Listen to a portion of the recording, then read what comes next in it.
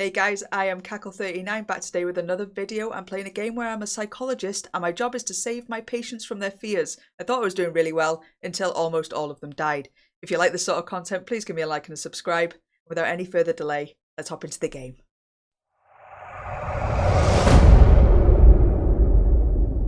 Okay, let's get into the game we're actually playing. So Psycholog, it said you play a psychiatrist and then something about your patient's phobias. Please select a difficulty. Yeah. Decisions will have a notable impact on the outcome. Suitable for aspiring. I mean, this is probably what I am, to be honest, but do we want to make it spicy? Seasoned? Clients are discerning and hard to impress. No. I don't think they're going to be very impressed with me anyway.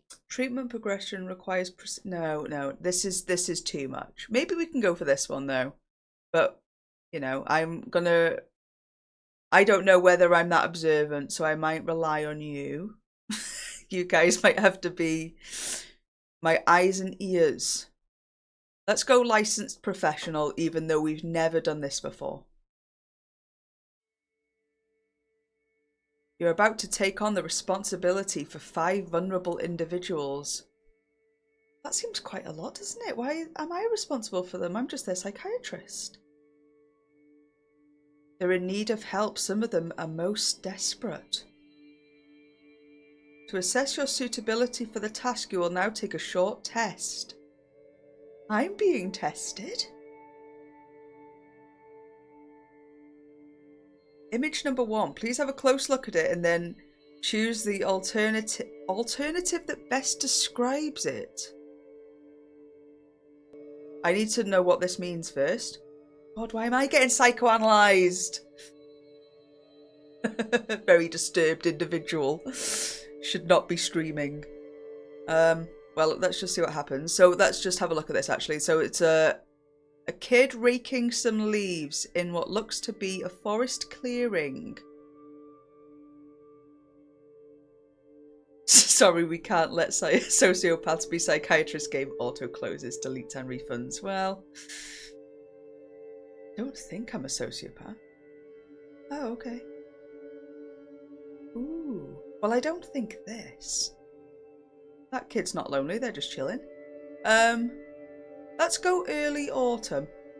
Actually, there's quite a lot of leaves on the ground for early autumn, isn't there? I'm overthinking, I'm panicking. I'm going to go beauty of nature, because autumn leaves on the floor is kind of nice. Image number 2. Please study it carefully. This looks like Jimmy Savile. I hate to bring it down. Yeah, a lot of leaves for early. They're trying to trick me. Jimmy Savile is walking down a street. This guy's sad. He's studying. This person's on a bike with a cool headband. This person's got a backpack and is looking in the shop at this guy doing a weird Gangnam Style dance. We've studied it carefully though. Red car. Creepy shadow.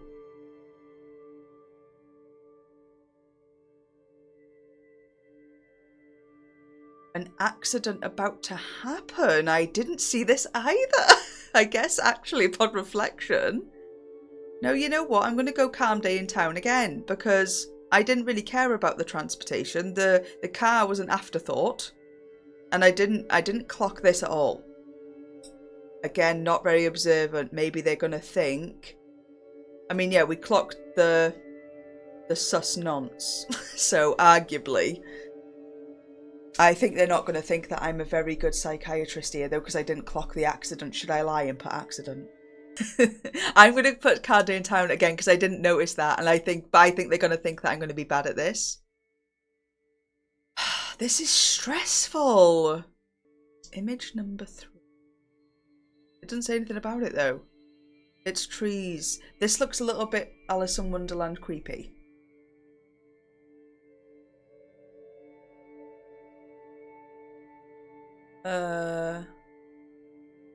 Again, I didn't actually think any of these things. I wouldn't say that's Mediterranean sun. There's no sun in there. I didn't really think about the competing for space either. Maybe this one. I'm going to put this one because I felt like it was a bit of a... It made me uncomfortable, the image. Definitely didn't feel this. I'm going to go with this one. Thank you for your time. Your response to the test items were quite revealing. Oh God. I'm nervous. As a psychologist, every word you say may have a large impact on your client. Some individuals are simply not suitable for the job. This is it. They will get let down now. Be at the job centre tomorrow. Please just keep that in mind. What's the results? They're not telling me.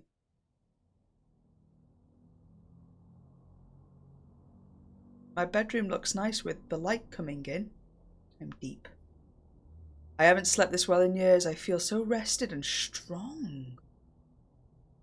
I don't think I've ever woke up in my life thinking I feel rested and strong. Look at me, all dressed up for work. I think that I'm a bit weird. Almost as if I'm normal. You've never woke up and felt rested? Yeah. A lot of people feel that, I think, actually, though. I heard something somewhere that humans are supposed to go to bed kind of like early, like 7-ish, and wake up like midnight to 1, and then be awake for like 4 or 5 hours, and then go back to sleep. That's what our bodies are supposed to do from like caveman days. But because we got 9 to 5 now, that's broken, so we're all a bit fucked. Anyway, back to the game. I should leave now. There's a world to explore. Look under bed.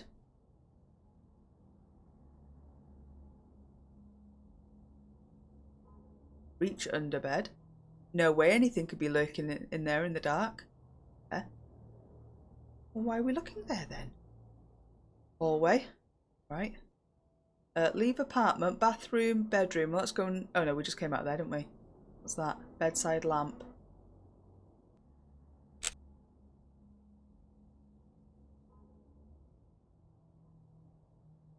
Ah, there they are. Can't leave without them. Under the bed. Obvious place for the keys. Thanks, Paul. I'm not quite ready to leave. I feel there's something left to do. Well, you moaned at me when I came in here.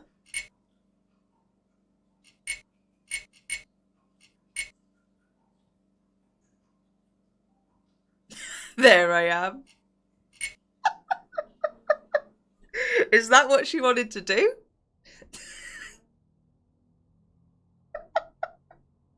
Before I leave, I should make sure no one's out there. Meeting a neighbour would be awkward. Fucking hell, you just want to go to work. She's already annoying me. What's wrong with her? Right, we go then. Right, let's leave now, please. Oh my God.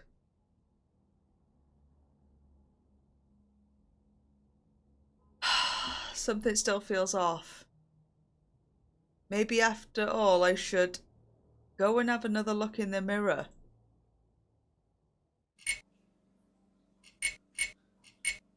Maybe I shouldn't. Fucking hell. Why is my character the weirdest fucking person?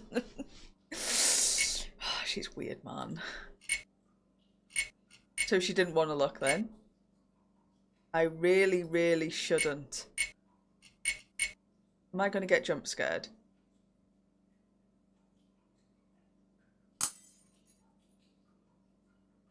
Kinda. Seriously, did the light just go out for good? Kinda glad, because now she's forced into fixing it.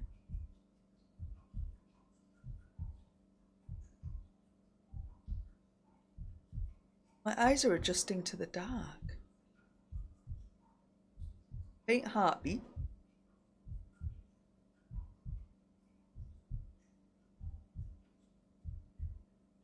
There's something different with my face.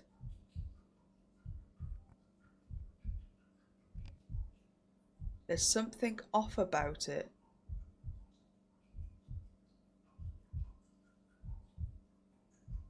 She looks like she's melting. Maybe I need to change my skincare routine. No. You've got about 10 nostrils.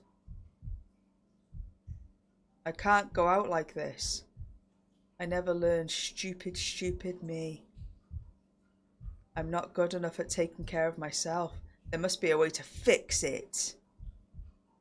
Maybe she's like...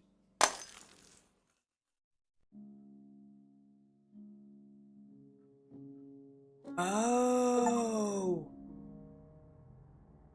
I'm not the psychologist. I'm the patient. Vera. Whoa, the twist is massive. Okay, so maybe she's got some kind of like dysmorphia where she doesn't see what's it like in the mirror. She just like, you know what I mean? That is rough. I can see why she's a patient, and I'm kind of glad that it's not the psychologist because I was worried. And then I wake up. Feel awful. Sometimes I even run to the bathroom just to make sure, you know, but of course I always stop myself in time. I even go back to the bedroom, then towards the bathroom, then back again. It's some kind of compulsive behaviour, as you'd call it, right? Well, Doc, what do you say to that? Should I put the glasses on to be the psychologist so we know the difference? Hang on. I'll put them down like this as well. Sounds like a really unpleasant dream. You're describing one of my typical mornings. How often do you have dreams like this one? We could do the glasses answer.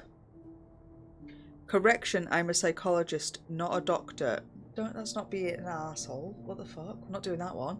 I actually think that we should go with the glasses. Because you're describing one of my typical mornings is like making light of her problem. And this is not what we're here to do. We're here to solve it. I mean, also this, we could say like, that sounds really unpleasant. Like, you know, make her friendly with us. You know what I mean? Well, I think that the heart eyes means that we're cracking on. No, I think it means that we're trying to just like, you know, get like friendly. Could be the Harry Mendon, yeah. Oh. Not that often actually, like once a month. Still, I go to bed scared of what the night will be like. Well, yeah. Anyway, I just wanted to say that I don't think I'm ready yet for the exercise, I mean. And Doc, I almost don't want to tell you this, but there's something else I feel bad about.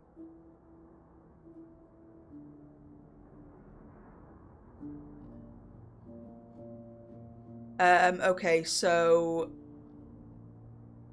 Ooh, slanty up eyebrow. Angry. I think that, yeah, should we like try and get a rapport going? Just say like, sorry that you feel bad. Because, I mean, it's up to her what to tell us, isn't it? But also, I don't want the game to be like, well, she's not going to tell you now, so now you're going to die. When am I ever going to do the ellipses? I think she needs a friend. Let's go top one. Well, this is the 4th time we meet, and I haven't begun the treatment yet. At the same time, I'm kind of relieved every time you say that it'll just be you and me talking today, you know? So we're scamming her, maybe. We've got no glasses or love hearts this time. Actually, these talks are part of the treatment. I sense that you're eager and ready to start the exercises then. She literally just said she didn't want to start the exercises. I'm taking the glasses off. You get the point. We'll discuss and prepare for the exercise during our next session. I'm going to say the top one. I think that went up. Of course, Doc, right. Still, it feels like I talk a lot while you just listen. I don't particularly feel like myself being like this. Wallowing in self-pity. There, Vera. I hear you. You want action. Vera's a tough client. Well, considering she's tough, I felt like we nailed that, actually. It feels like I need to be really careful with her. Right. But of course she'll come around eventually. Let's see now. What's the plan for today? Lunch with Josh, I think. Everyone else is out anyway. Lounge. Boss's room. Leave the office. Shannon's room. Josh's room. See Josh, eh? There you are, but you're late. You shouldn't let your clients run over time, you know. Shut up, Josh. We actually care about the people we're helping. Let's go have some lunch. Benny's as usual, right? Ooh. She likes us. She really likes us. Oh. Let's go Benny's then. That burger hit the spot. All I need to now is drink. But that'll have to wait. Josh is a skis. This female client that I have, I think she's flirting with me. Correction, I know she's flirting with me. I mean, what the hell am I going to do? Josh, just be professional. It's called transference. She's very attractive. No. An affair with a client might... What? I'm not saying this. I would also not say this. Like, I would just be like, ignore it. I'm going to say this, though. I'm not saying the bottom one. I know, I will. I'm just worried that if I do, she'll lose her trust in me. Oh, don't use that old one, Josh. It's like, I simply have to shag her. I have to. Or maybe she'll trust you more if you don't play along. A price worth paying an affair would be very unprofessional. Yeah, I want to see this top one. I need to end this affair before it becomes an affair. I've always had a way with the ladies and it always got me into trouble. Oh, okay, Josh. Anyway, I need to go back to the office. Good luck with your session. Jaden at the JW building. I wonder if he's ready. Today's exercise may be too much for him to chew.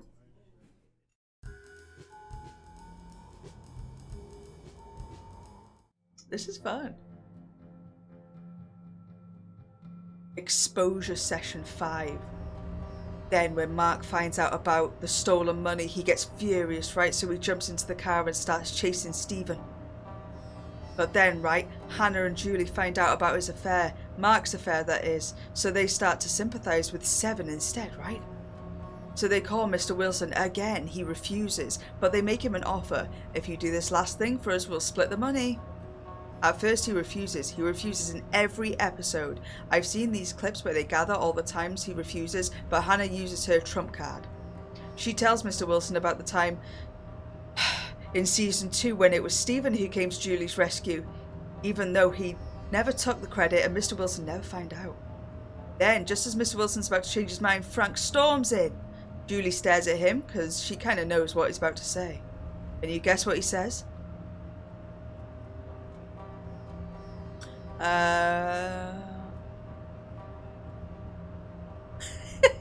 No way. Does Frank say what I think he says? Delving into this story as a way to avoid confronting the present moment. Yeah, but I think this guy, so obviously we're just jumping into the situation, but I think this guy might need a bit of a firm hand. He might need just, you know, someone to be like, you need to do this. I don't really want to do the love heart eyes because I don't want him to be like, I can tell that this is just bullshit, this conversation, you know what I mean? Or maybe I should do that. Maybe I should just tell him to shush. Alright, let's go glasses. I know I won't bother you with Frank and Mr. Wilson, but it's just that this lift keeps going up and up. I can feel the building swaying in the wind. Oh no, I don't really want to say that one. But I'm going to have to, I think, because I don't want to be just silent, that's weird. I'm going to say the top one. I know, but I can still feel it. I can't take this. For heaven's sake, can we just get off? I'm going to press the stop button. Yes, I'm doing it. This lift is not going further up. You hear me? I'm pressing the stop button. Oh, shit. You're pressing what? I didn't quite get that. If you press stop, the lift might get stuck between floors. I feel like that's just going to scare him more. Maybe this was too much too fast. We'll get off at the next floor. I think let's just do this, maybe. I'm going to do love heart eyes. Because I don't like that one. And I don't want to, like, make him more nervous about now the lift's going to get in between the floors. Thanks, Doc. That's a relief. All right. Sorry about that, Doc. I guess I panicked a bit. A bit? No worries. Remember, you set the pace. Yes. Yes, he sets the pace. I don't understand myself. Just beforehand, I was completely determined to go through with the exercise. You mean we went through all those previous steps, climbing stairs, looking down windows from second floor? I'm just so fucking disappointed right now. Sorry about the language. Alright. There's no way I'm saying the failure's mine.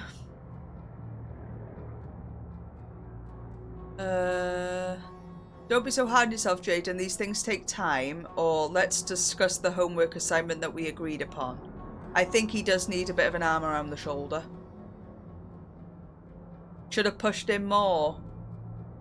I know, but I didn't want to make him scared of the elevator anymore. I'm gonna go with, I'm not gonna say this. I think that's maybe talk about his homework assignment. Yes, let's do that. Okay, here we go. So before our Friday session, I'm going to expose myself. Okay, sorry. I thought we'd given him really bad advice. No, don't do that. Don't do that. Okay. Okay.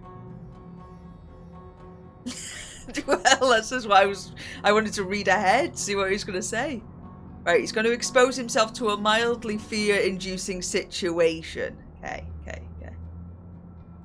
We agreed that I would go to the 5th floor of the university's main building. That's where the study hall is. I would open a window and enjoy the view. Okay. Oh, okay, so we can say yes, 5th floor, or we can say go to the 7th floor, or in light of today, maybe you should go for the 3rd floor.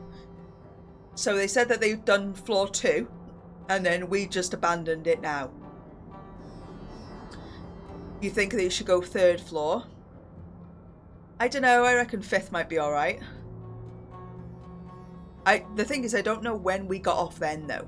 Like, if we got off at, like, 4th or 5th, there's no point of telling him to do the 5th. Yeah, I agree, actually. Let's say, alright, do the 3rd, then. Yeah. And to be fair, more money for us the longer he's coming, so let's go 3rd. Oh no, I just thought, do you think he thinks that we don't have faith in him? Yeah, I guess you're right. He felt confident to do the 5th and we've knocked that out of him a bit, maybe. Feels like you're giving me an F, but okay, sure, yeah, we fucked it. The 3rd floor, I promise I'll go through with it.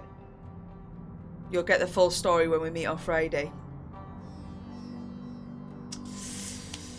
Difficult, this. I hope it does give us a rundown on how we did. Go home for the day. Are we done, are we?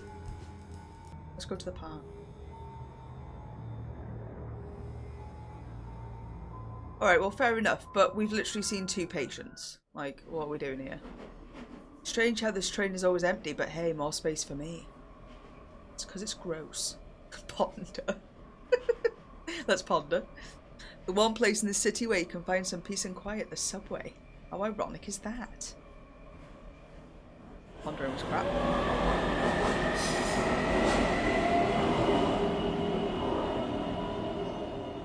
Yeah, I think it's tougher than you think, isn't it, actually? Because you've got to, I guess, tailor your approach depending on who you're seeing. The city. To think that people actually live among these monstrous structures called buildings. To think that every morning I leave a cage of steel called home, only to visit another cage of steel called work. This is gonna make me spiral. Hey, wait, where am I? Oh no, I'm high above ground level, not holding on to anything. Huh? Just a dream. That's funny. Must be Jaden's fear of heights that finally getting to me. The blinds can barely keep out the light. I'd better get going. Never-ending Monday. Hey, Wolf. I'm meeting a new client today. Suppose it's time I let him in. I'm just chilling in here. Joe. First session. Okay, so we get to see this guy for the first time. Nice to meet you. I'm Joe Edgerton.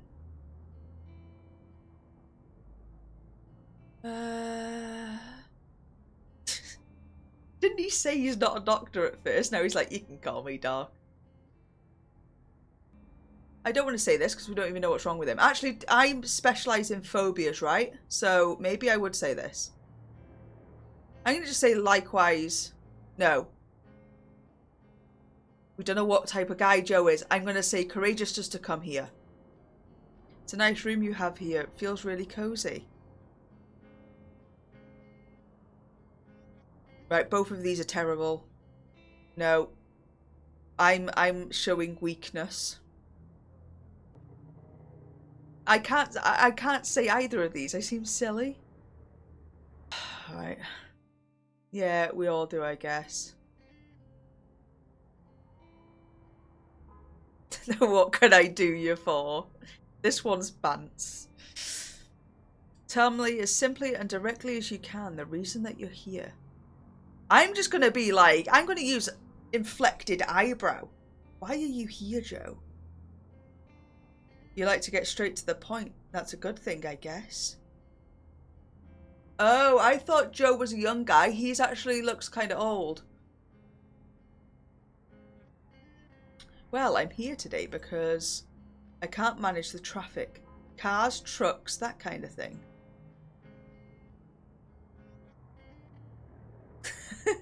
What about vehicles?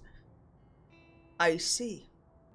I feel like sometimes the love heart ones can be a little bit like undermining to the problem.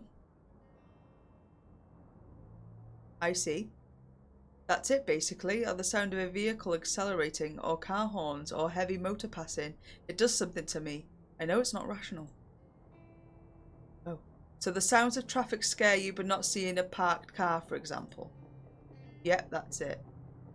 So how about crossing the street? The cars aren't moving when traffic lights tell them to stop, right? Crossing the street is horrible. No crossing the street for me. If I can avoid it. How about if you are the one in the car, do you drive? I don't have a license. This thing goes way back. I've lived with this for my whole life, one might say. Sure, now with my health not being what it used to, there have been times when I had to take a taxi. Those trips are bad, sure, but not as bad as actually walking the street as a pedestrian. It's just pure hell. It is a bit wild that he does live in the city when he's scared of traffic. Yeah, let's do love heart eyes. Anyway, I'm here because I want things to change. I'm 62 and I don't want to be scared anymore. My life has grown smaller every year because of this idiotic thing. My wife left me because of it. It's a bit harsh. I mean, she didn't say that was the reason, but I know that indirectly. Well, wasn't anything to do with my affair with Genevieve. The worst part is my son has a family of his own now and I haven't been to see them once because of it. Okay. That sucks. It's okay to cry, Joe. I offer him a tissue.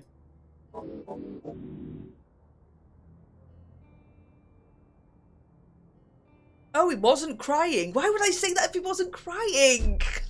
For God's sake. 62-year-old Joe, who's a regular Joe and likes his Joe regular, is not going to like me saying that. Obviously. Guess my generation was taught to hold it in. I bet you he's weeping like a little baby at the end. So, this fear I have, will you help me get rid of it? To be honest, I don't know if we're the one for Joe. I'll be very honest. I feel like we fucked up this whole interaction. Of course, you've taken the first step just by coming here. Let's say this. I guess I have, haven't I? Yeah. So where do we go from here? Well, I'm going to go for lunch at Benny's Diner. Why am I just outside now?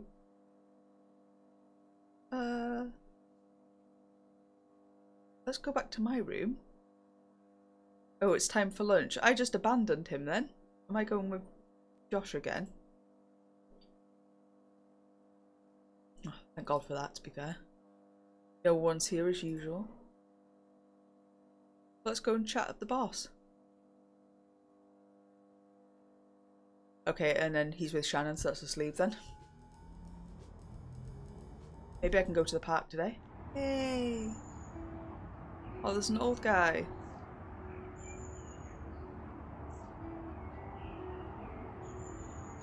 Hey, Mike.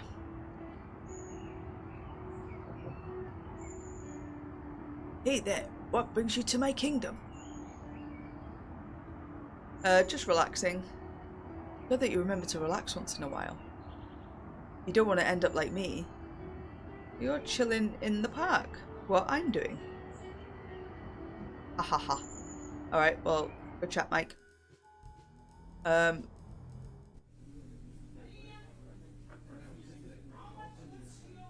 We'll just eat a burger every day for lunch. Shannon was in a conference. We've already been to the park. Mood. When I feel ready, I should go to my room and wait for Deborah. Deborah? We haven't even seen Shannon. Mall's crowded today. Aren't I in my office? Oh, we might be the... I was going to say the victim. The patient again. I should get out of here.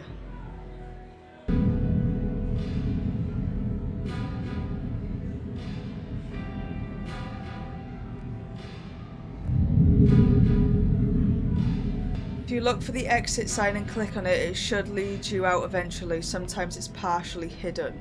Right, click on the exit sign.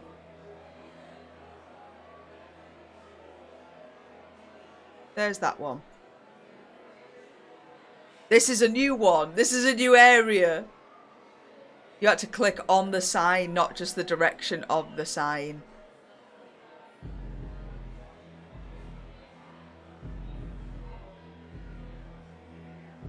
That was crazy. That was so stupid.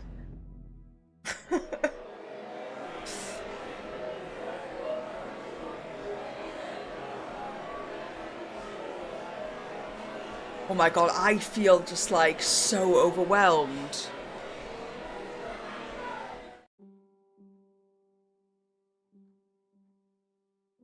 Seventh session with Deborah. Two's a crowd. Found a way out the mall. So there you have it, Doc. That's my worst scenario, as you asked. That sounds fucking horrific, Deborah. Sounds kind of lame compared to some other stuff I've heard. It took you 7 sessions to get this far. How does it feel now that you've laid it out so plainly? Let's tell her that it takes courage to do that. Well, it just took me 7 sessions, but yes. Well, you said it, Deborah. You know, it's kind of childish, but I have this feeling that they're after me somehow. That they're out to get me, if that makes sense. A general fear of crowds, then? Something specific that you're worried about? People are randomly insulted. Right. Eyebrows not doing very well on this one. Let's do glasses. I can think of a lot of stuff that might happen. I read about a woman getting stabbed by someone passing by, things like that. I need to get back to work. My boss will kill me if I'm late to the sales meeting. I can imagine my boss is an arsehole too. Let's just quickly discuss your upcoming treatment session. Well, we don't want to get her sacked, but like, you need to learn to prioritise, Deborah. All of these are a bit shit, to be fair. Let's do glasses. I'm quite nervous. I won't see you for a whole week. Feels kind of strange. You really think that the Carpenter Road is a suitable place for the first exercises? On the 20th? It's a spot that isn't too crowded but still presents a challenge. Up with Deborah, up with Deborah. Sounds like you've already thought things through. Perfect. Bye for now, Doc. Right, Deborah, yours was horrific. Alright, let's bounce. Ponder of the day. Funny, the client I had today, Joe and Deborah, they're perfectly reasonable people. Still, I feel like I've been run over by a bus or something. I'm exhausted.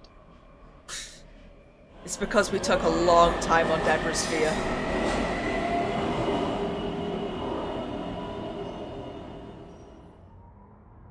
I move through the traffic, counting the goodwill of others. May I never lose that childish sense of trust. Wednesday. Isn't it typical? Today, for once, I have the whole day without clients booked, but my boss sees to it that I have to turn up at the office anyway. He could easily have scheduled out meeting any other day. I think that's supposed to say hour.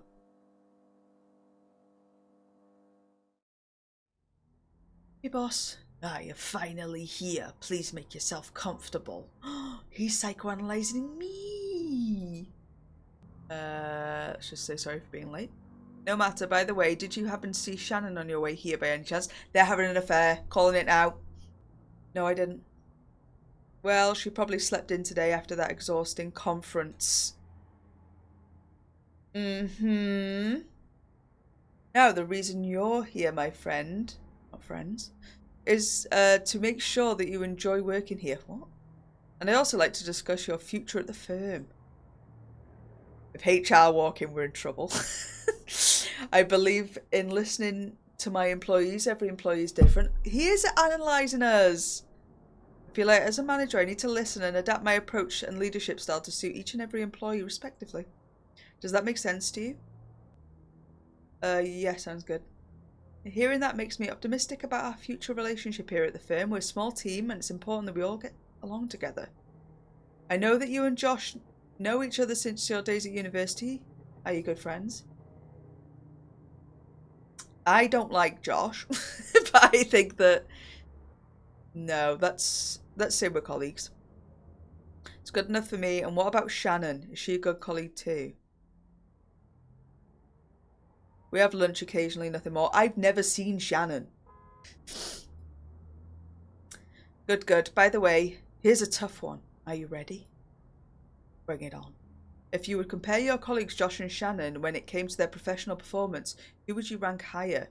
In simple terms, who would you believe is the more able therapist? I've never fucking met Shannon. And I've never seen Josh do anything. He literally just ate a burger and told me that his patients are flirting with him. How am I supposed to judge this? I resent the question. I actually do. Am I supposed to have spoke to Shannon at this point? I don't get it. I forgot what the question was. Who do I think's better or worse? I'm just going to say I resent the question. Because I actually do. It's time for my favourite part, the employee survey. Please take your time answering the items. Wonderful. I love questionnaires. Well, yeah, we've got no work to do today, so we might as well. It's fine. Yeah, let's just say that one. I'm gonna grab a coffee and have a chat with Shannon. Make yourself comfortable. Oh my god, I'm next. Finally finished the questionnaire. That was tough. I thought it was gonna let me do it. We can't. Let's go and see Shannon. Here she is. He let you out at last, huh? I guess it's lunchtime. If you're going to Benny's, I'll join. Need to talk about something. Yeah, she's going to confide in us now. How about we wait for Josh? Nah, sod Josh. So we get to the motel, right? Here we go, the tea. Shannon, calm down. You're jumping straight in. And the receptionist gives us one key to one room. And the boss acts all surprised. There must have been some mistake and whatnot. And of course the motel's fully booked, so there's no more rooms available. Must have been his plan all along. What a creep. So what happened next? Well, in front of everybody, I start making a ruckus about it. Oh, Shannon's not on board. Interesting. And what do you know? It turns out there was a spare room available after all. You didn't sleep with him then? What a relief. Well, only temporarily. Turns out this was just the start of my suffering. How so? Next morning we meet at breakfast, right? And I can just see that he's furious. First, his plan didn't work out as he'd hoped. Second, I humiliated him in front of everybody, the hotel staff, the other guests in the lobby. You won't believe this, but he actually sulked the whole time we were at the conference. Like a child whose candy had been taken away. Anyway, I have some errands to run during my lunch break. Need to go. Why'd you fucking come here then? Thanks for listening. See you tomorrow. Ooh, do you think he was using that that little ruse of trying to help out his employees as a way of me being like, to say like, well, listen, whatever my name is hates you. Josh isn't keen. We've got to give you the boot. I think that's what's happening. Feels strange to have an afternoon off. Are we going to go do something fun? Or the park again? Hi, Mike. You know, I once tried to count all the squirrels in this park, got up to 73. Or was it 83? But then I realised some of them might be ghost squirrels. Looked a bit transparent. I don't think Mike's okay. Can't trust these little critters. Alright, Mike. Now when I think about it, maybe I should just go home here. Okay. I wonder why I never see Josh and Shannon together anymore. Fucking hell, the office is rife. It's rife with drama. Why am I not involved? Anyway, let's enjoy some peace and quiet. Who's this hooded figure? Ponder of the day. So my boss tried to trick Shannon to sleep with him. How can I respect him after what she told me? Well, we already called that, to be honest. I wasn't born yesterday.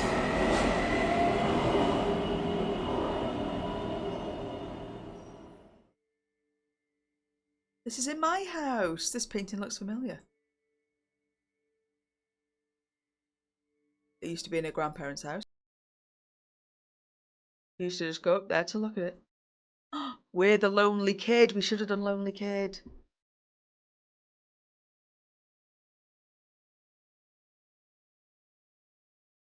There was just something about that lonely figure trying to make the garden look better using the rake. Not lonely, she's just chilling in the garden.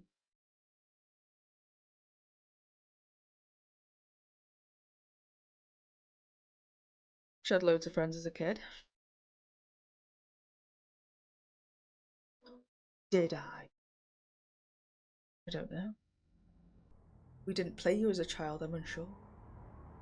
I spawned in. It's funny. She's gonna say something that's not funny. In my dreams I ask myself these questions that I never do when I awake. After all, what good will it do to dwell on the past? I have people depending on me, and here and now. I told you it was not going to be funny. Speaking of which, I should really get moving. Thursday. We're back with Vera. I was going out yesterday to pick up some groceries and I didn't really know why, but I started to observe the building around me, the facades. What's that? All these little details. How do you say that? Facades. Facades. I said it right. For example, some cellar windows have just been like plastered over. Can you believe that? It's as if they're thinking, there's a cavity we don't want anymore, let's just hide it. She's nattering on a little bit now. I see what you mean. Now they've started working on my house too. They have assembled a large scaffolding all the way to the roof. It's right outside my living room window. Oh. Okay. Sometimes construction workers pass by outside. It doesn't bother me. What does bother me? Being awakened at 5 AM by men hammering and shouting. Not sure where you're going with this. That sounds like a real nuisance. Nice. Yeah, but in fact, I kind of like it mostly. Oh, okay. Got me thinking about something, and now I can't make head nor tail of it. You see, I actually care about my appearance. If I get the opportunity to fix a small detail in my face, is that so wrong? Oh, I forgot what her problem was. So, this kind of tracks now. I told my sister I did 8 Botox treatments last year, and she looked at me as if I'd lost my mind. Now just look at those works outside my window. They work and work to fix, to refurbish, to paint the facades of the houses.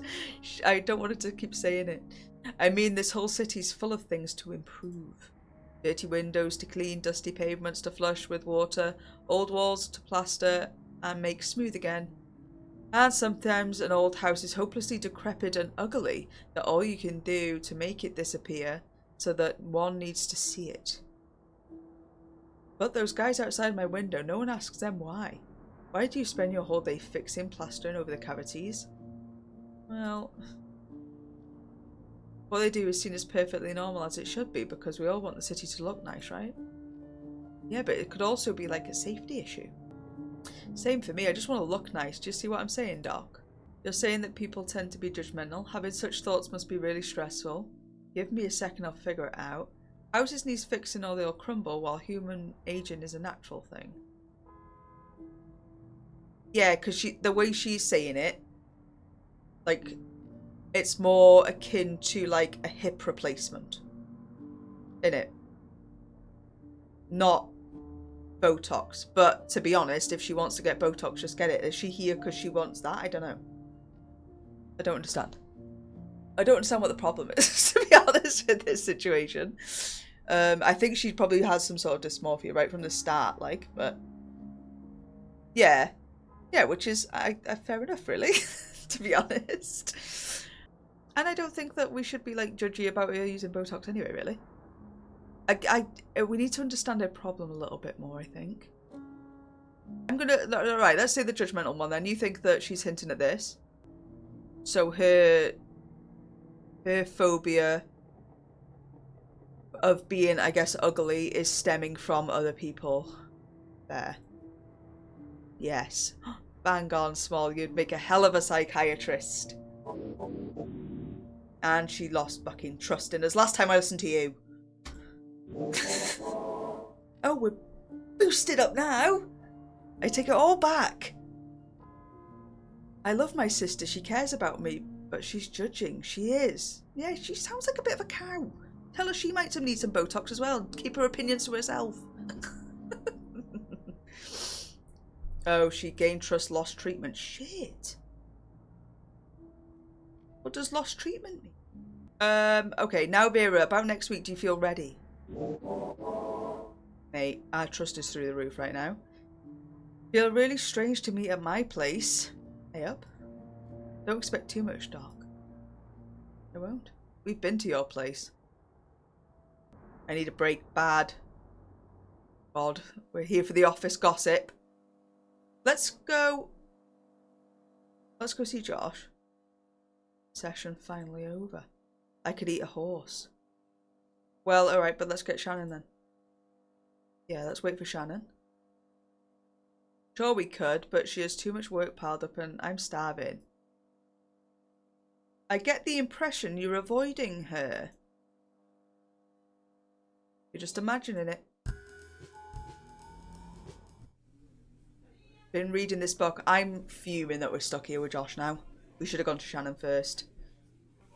Josh is a moron. What's it about? Dating. The author proposes this system if you want to... It's Andrew Tate. Maximum interest from a woman. There's a really simple way. I already knew it, of course, but it's nice to have it confirmed. So, what's the trick? Okay. When you're trying to affect someone during a conversation, you're always changing between approaches. You use what's the most appropriate at the moment, right? But here's the thing. The woman, I mean the person, will get insecure. She'll sense that you're trying to manipulate her or him. So what should you do instead? Stop being manipulative. Stick to one approach. I don't know. Yeah, let's just do this one. I want to see what it is. So suppose you stick to just one approach, like being attentive and really listening to what she says, right? But then there's another problem. The conversation tends to become more monotonous and boring. People will sense there's something off about you with the... What the fuck, Josh? So what you should do instead is decide on 2 approaches and then just jump between these 2. Josh, you're really boring.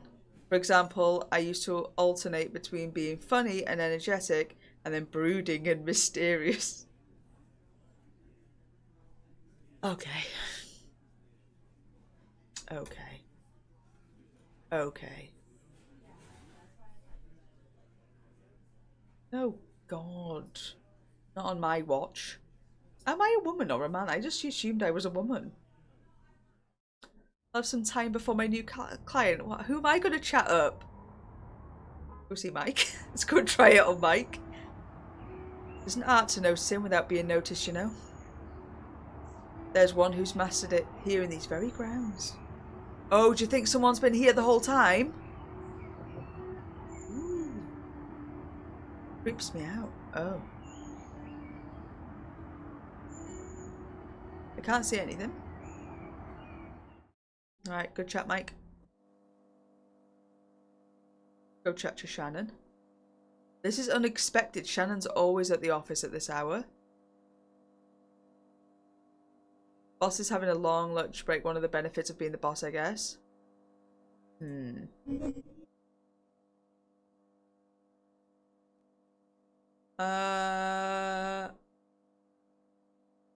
Who is this? Should I call for help? I thought it was Shannon. Okay. Well, I recognize the jacket. Shannon. How did she not know it was Shannon? Even I knew it was Shannon. I barely know her. What's she doing? Is she actually sleeping? Oh my god. Oh my god. The boss.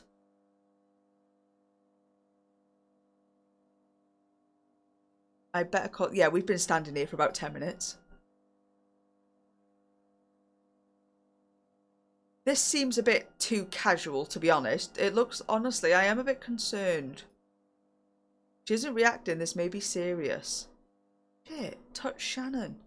Fucking hell. Picked her up. No, what the... Oh, what am I doing here? I must have fallen asleep. Really inappropriate. I shouldn't be sleeping at work. I don't know what got into me. Shannon, you were like spread eagle on the sofa. Okay. That's weird. See, I'm a good psychologist because I knew that that was weird, see? But the door to my room is locked. It's never locked. I don't even have the key. Alright, Shannon's got the key. Kind of busy. What is it? No, we need to have a chat. Is everything okay? We're going to just... Yeah, we're going to abandon the key situation for a minute. I'm not losing my grip or anything if that's what you think. I just fell asleep. Could happen to anyone. Okay. There was an incident earlier when you were out. This guy came out from your room. Must have been lurking about randomly. Why every game do I end up with a stalker? Like, I can play anything and it'll be a stalker. Holy shit. Called out to him but just calmly left as if it was the most natural thing in the world. I wonder if it's one of the patients. You know, I don't keep anything important in there, but still. Yeah, fair enough, Shannon. No scram. I'm not sure that stalkers can think you're magnetic. Just weird, aren't they? I went into my office. Oh, okay, this might be another patient again. Or victim. Haven't walked this way home before. It's kind of late. Maybe I should have waited for that bus instead. Mm-hmm. Can I wait for the bus? No. Right. Right. This part of town is just offices. Kind of depressing. Turn right, turn left. I don't know the way to your house. We're going left. Continue down the street. Look through the window. That's not looking through the window, is it? Literally, I'm in there. Someone working late. Doesn't look like an office worker, though. Okay. Conference room TV. What the fuck is happening?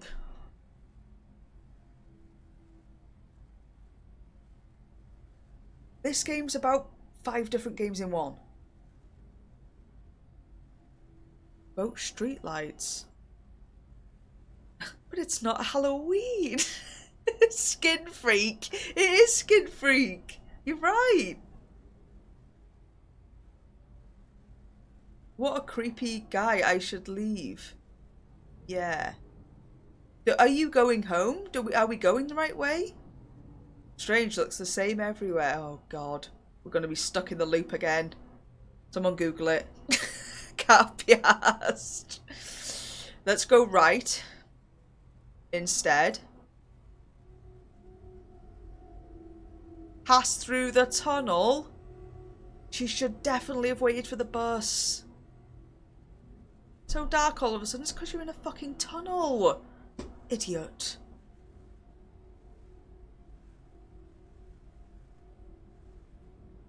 I think I went the way that... well, maybe not, I don't know. Let's just see what happens.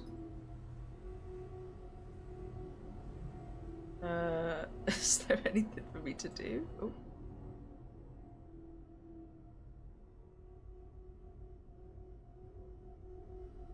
Oh.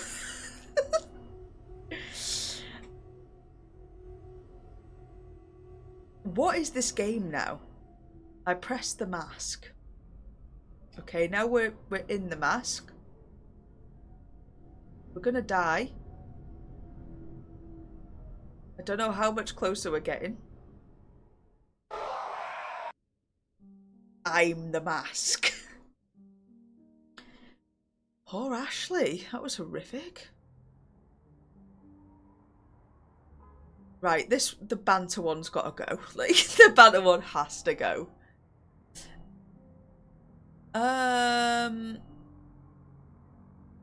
Yeah, let's maybe see what happens next. I'd rather not. Okay, Ashley. Yeah, we won't push her. But I'll tell you this, when he finally kills you, it'll come as a relief. That's what Mum told me. Wow. Yeah, no 10-year-old should have to hear such words. Let's give her some comfort. I guess not, but I realised soon enough, even as a child, that... How should I put it? My mum made stuff up, or rather, that something wasn't right with her thinking. I just realised something. Here we go, we've had a breakthrough. You asked me to tell you my absolute worst scenario, but... It isn't the man in green that scares me the most. If he's real and out to get me, well, so be it.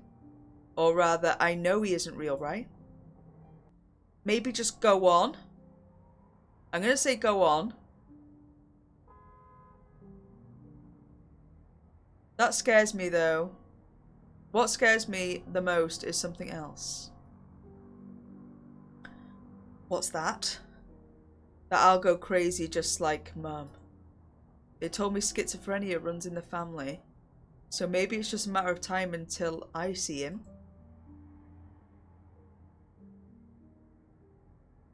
To me, you don't seem delusional at all. To be clear, you haven't seen him yet. The first symptoms often show up around your age. Fucking hell, we can't say this.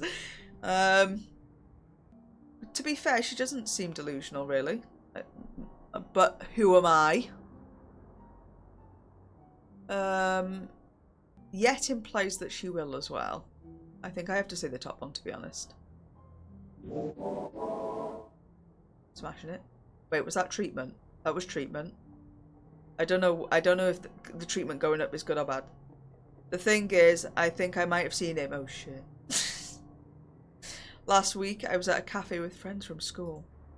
A couple of tables away from ours sat this creepy guy. I didn't think about it at first, but he wore a green suit. Had a hat on, just like my mum described it. But that could have been anyone, to be fair. Yeah, but then he smiled at me and I saw metal in his mouth. What do you think? Am I going mad or not?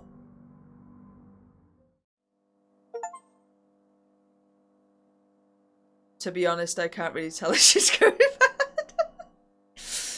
Lucky me that I managed to avoid answering her question during the rest of the session. A tough case, I feel drained.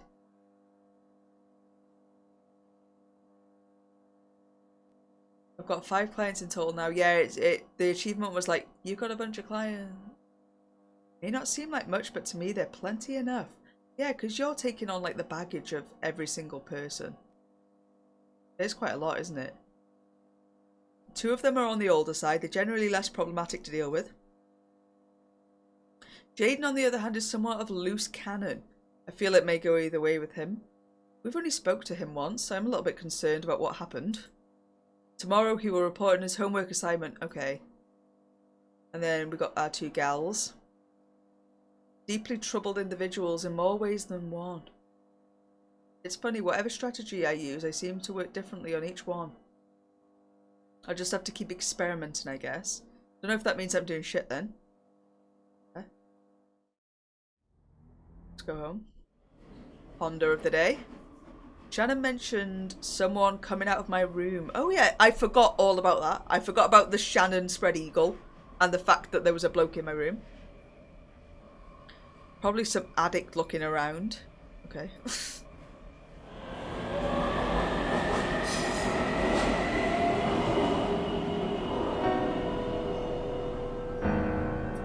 Friday.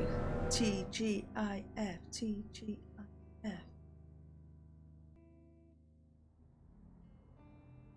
Yeah, well, I am trying to go with the vibe of the person. But it's difficult because it was our... Well, we've only seen some of them once. I witnessed this car accident. I was just a kid. A kid, I didn't see the actual victim, I think. But it made an impression on me. It was very hot. Police officers walked about. They were very calm. Okay, this stems is trauma from a car accident. Oh hell, I think another kid stood there, licking an ice cream. It was all very low-key affair, you know. No one was upset or cried or anything of the sort. And I felt so alone because I was the only one that saw the accident. I didn't see it all, but I saw enough to feel sick. It was the way the boy's body was handled like a rag doll or a piece of furniture. It was just effortlessly moved around the truck. It was awful. Funny thing, there were like a couple of white shiny spots on the ground. I thought they were spots of molten vanilla ice cream from that kid's ice cream, you know, but they weren't. I accidentally trampled on one and then I realised that they were teeth. This is not funny. They keep saying funny thing is and then saying something that is not funny. I discovered the teeth. No one else seemed to notice them. And I got this feeling that what had happened, like it just happened for me, so that I would see it. I was the only one witnessing the car accident. Tell me more about the feeling that it just happened for you. I think Joe's gonna... He's an older guy. He's gonna like me being direct with him. None of the namby-pamby heart-eye stuff for Joe. Joe's PTSD, yeah, seems like he's just got trauma from this incident, isn't it? Tell me more about the feeling that it happened just for you. I can't speak anymore. We're losing the ability. To me, the traffic around me isn't people moving around in cages of steel and metal. That's just how most people would see it.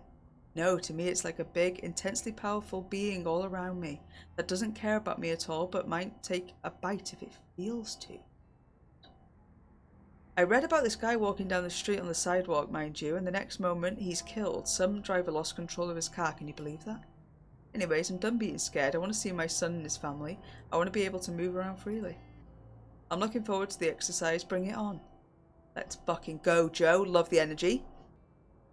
We'll see what you say when that big truck drives past. Alright, so let's say this. Sure, remember we'll start off small and then increase the challenge. Nice. Sounds about right. I'm very hopeful. See you next week then, Monday, right? A lot of traffic on Mondays. You'll be good, Joe. I think Joe's ready for exposure sessions. Am I just going to throw him in front of cars? And where do you think you're going? Lucky for me that I sneaked upon you. Oh, Josh. You know the drill. Benny's it is. You can't just decide it like that. Let's try a new place today. Yes. Very funny. Oh, okay. Back to Benny's. About the outing tonight. Huh? We're gonna go on one of those flyover bridges. Like, look! Me, you and Shannon are having a beer together. Ooh. I know we set the date a long time ago. Well, it simply isn't happening, sorry. Is there some unresolved issue between you and Shannon? That obvious, huh? Well, me and Shannon, here it comes. Hey, wait, is that Raymond over there? Not Raymond! Who the fuck is Raymond? You remember Raymond, right, from school? Oh. He dropped out. I don't remember him getting his license anyway. I think he's seen us. He's coming over. Getting a play-by-play by Josh.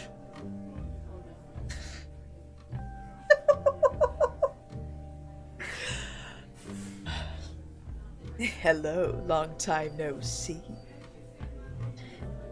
How have you both been doing? Great, we both work at the same firm, believe it or not. Really? 2 classmates still together? That's cute. How about you? I think we're hiring. Interested? This might knock him down a peg. Let's just say, how about you? Well, I found my calling in another field, you might say. So I abandoned the psychologist license, got into surveillance. Hey, that's great. Which store do you work for? Now, I started my own business. Doing quite well, actually. I'll see you both later, okay? My order's ready.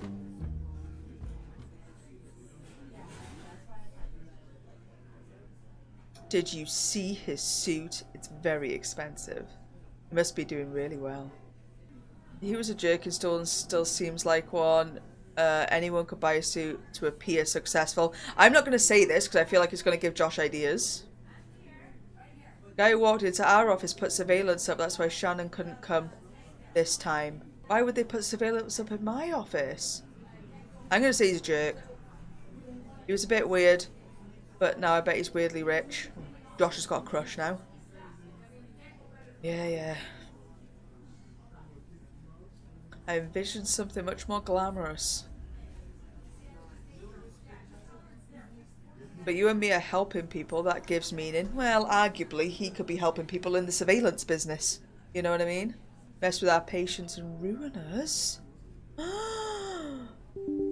Well. Okay, that's just put, yeah, me too. At least your room has windows, mine hasn't. I need to go back to the office, enjoy the rest of your bagarre. Okay.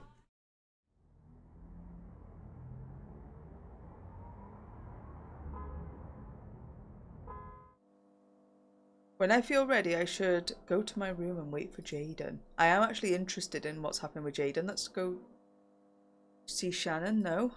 Lounge. No one's here. Alright. Boss. Ah, there you are. I've been looking for you. I just got a call from the police.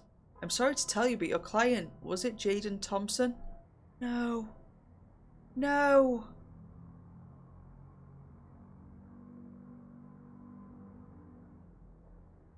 Oh, God.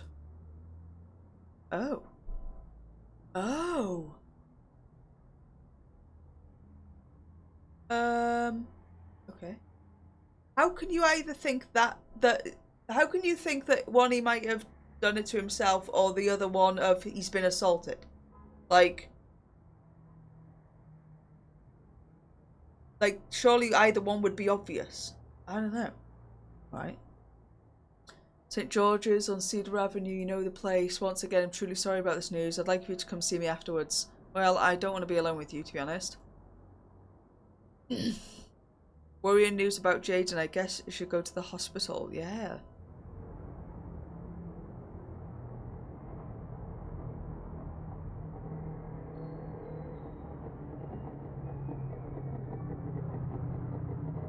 Doc, you're here. Crazy, right? I mean, how things can just Change. I think I led him down a bad path by accident. For God's sake, Jaden, what happened? Let's say hello, Jaden. I'm glad you're here. I think I'll need more therapy after this. Oh, the detective. Sorry to interrupt. I'm Detective Jackson and this is my assistant. I'm Sergeant Tanaka. Jaden here tells me that you like to be called Doc. Is that correct, Doc? No, it's not important. I see. Well, I'm relieved to hear it because you see, at our department we like to use the correct titles. I myself am Detective Jackson. And I'm Sergeant Tanaka. So I assume then you're not really a doc. Oh my god, I'm a fraud the whole time. No way. As in you don't have a PhD or something like that. What's it called, Sergeant? What we're asking is if you completed a doctoral program. That's the expression. Thank you, Sergeant Tanaka. Because as I understand it, technically and formally, you need to have a doctoral level degree to be entitled to go around demanding of people that they call you doc. What the fuck? I haven't fucking said that at all. Are you a doc then? Do I? I don't know. I went to uni, right? We went to uni with Josh and that surveillance guy. I don't know. How am I supposed to know? Is it in my notes? Oh, client status. Oh, okay. We need to get it to the top. We're doing really bad. We're doing really badly here. How are people smashing through this game? This is going to take me ages. Me and Joe have barely scratched the surface. Oh my god, there's loads. But we don't know what happened. One of our options was that we weren't a doctor, right? Yeah, originally when someone called us doc, we could have been like, technically I'm not a doctor, but the question is here is, do we have a PhD? Let's say no then. Or should I just... No, I'm going to say no. Oh, I see. He's judging us hard now. I'm glad we sorted that out. However, in this case, for some reason I still want to refer to you as Doc. Not sure why. It rolls off the mouth so effortlessly. These two are fucking weird. Now, anyway, I'm informed correctly. You know nothing about what happened to Jaden here, so Sergeant Tanaka, would you quickly go through the facts? Yes, Detective. Yesterday evening at about 9 PM, Mr. Thompson was in the university building, section B2 on the 3rd floor, standing by an open window, presumably doing some cognitive behavioural therapy exercise. As part of this exercise, you were actually leaning through the open window. Is that correct, Mr. Thompson? Well, I added the leaning out part as an extra challenge for myself. I wasn't leaning out with my whole upper body or anything, just the tip of my head. Then suddenly someone grabs you from behind and uses an extraordinary strength to hurl you out of the window frame. Someone's fucking with my patience. The extent of the injuries is limited due to the lucky placement of a tall trimmed hedge. Jaden claims that he didn't get a chance to see the perpetrator except for being very strong. We have no description. You've been threatening... Oh, you've been... I thought you said threatening. You've been treating the boy for almost 2 months. During this time, has anything noteworthy come up in your conversations? Like any mention of individuals who might be hostile feelings towards Jaden or weird people around campus? No. That's what Jaden says too. This meeting here was a formality, as you may understand, but please contact us if you come up with anything or something that you can throw light on the incident. Sergeant Tanaka, how about we let Jaden rest for now? Good idea, Detective. Thank you for your time, both of you. Did you notice that donut shop just outside the hospital? How about we grab a bite? Great idea. The doctors say I'll need a couple of months of rehab. I'm lucky it was only the 3rd floor, they say. How about that? Yeah, what if it'd been the 5th? He just said that. It's so strange. Well, that's not going to help his bloody phobia getting launched out the window, is it? So... I'll say very sorry, Jaden. I am a bit sorry here. There's just one more thing. It's really weird. I didn't tell the police about it because I don't know exactly, but the asshole that threw me out the window, just before he grabbed me from behind, he whispered something in my ear. I'm not sure what he said, but it might have been something like, face that fear. Facial hair. Surviving it could have helped. Face that fear, actually, that was precisely what you were trying to do. Yeah, exactly. It's like he knew that's why I was there doing that exercise, like he knew I'm in the program to reduce my fear of heights. It's just that the only one who knew beforehand, the only person who knew that I was up in that building, that was, well, that was you.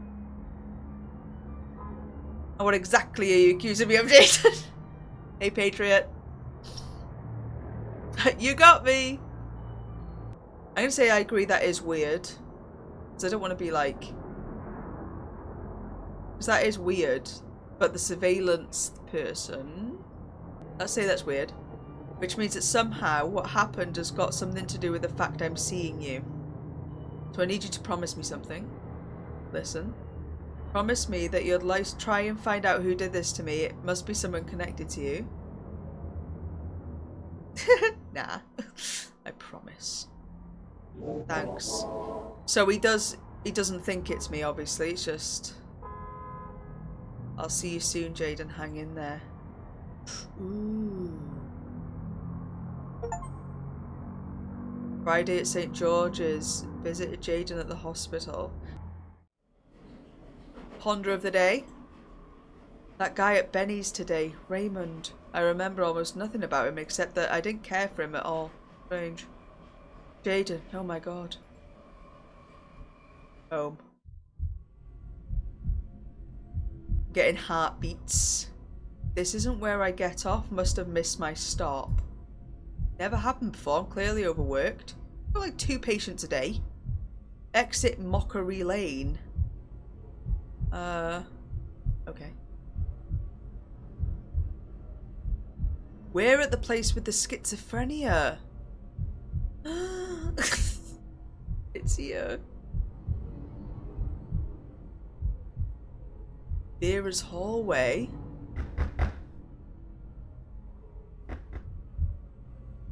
It's my boss. What is he doing here?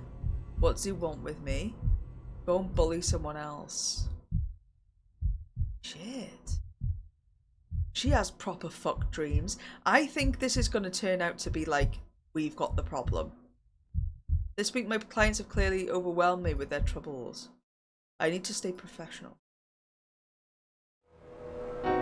Yeah, this is really good. It was... I don't know how much it was actually. Because I got another 2 games at the same time that were like 87p. We're with Joe. Yeah, this could be a Shutter Island situation for sure. Morning, Doc. If you don't mind me saying, you look a bit worse for wear. Everything all right? But these are the answers that we can give. So let's just say we're fine, thanks. I don't really want to go into things with a random patient. About today, Doc, I'm facing the monster, the traffic. Last week you asked if I preferred a heads-on approach in a more heavily trafficked street or if we should just start easy. I really don't know. I'll let you decide. Alright, so we've got this decision to make. I'll need to think it through, we can say, because I think maybe we should make this decision, really. I understand it's a tough decision to make.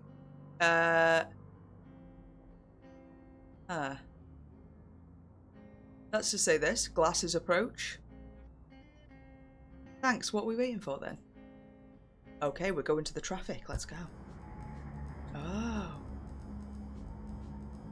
Alright, so Central Avenue's got the most traffic. If we go there, it could be a shock to the system for Joe, but it's the shock that might reset his fear response. I feel like they're not telling me which is which. Oh, hang on. Rapid method. Evidence backs it up, but it's not without risks. It could push him too hard too fast. On the other hand, starting with the lighter traffic on Longhorn Street could build his confidence steadily. Research supports gradual exposure for long-term benefits. But Joe himself's looking for quick results, so I'll have to make a tough decision quick. Okay, So he obviously wants decisions quickly, but I mean, he's waited all his life. He said he's had this all his life, so he's 62 now. Yeah, mate, this is really cool game. It got recommended to me. Okay, so do we take the slow approach? I mean, he does like us a little bit. Central Avenue's the busy one. I don't think this is going to do any good, to be honest. We're going to go Longhorn. We can't throw him in the deep end. I never thought I would stand this close to the road. The images moving like this makes me anxious. I feel overwhelmed. This is bad. Can we go now? God. Oh my God. This is like the chill one. Keep holding my hand. You're safe. Hold on. Try closing your eyes. Well, that will intense the fear, surely. I don't know if he's going to like this response. Let's just say this to make him feel alright that he's holding my hand. Releasing my hand now. Sorry about that.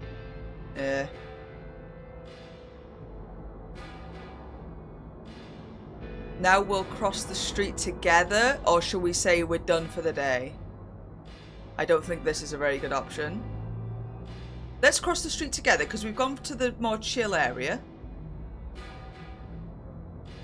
What but dark? I get it that for you Longhorn Street isn't intimidating, but for me, you don't actually expect me to.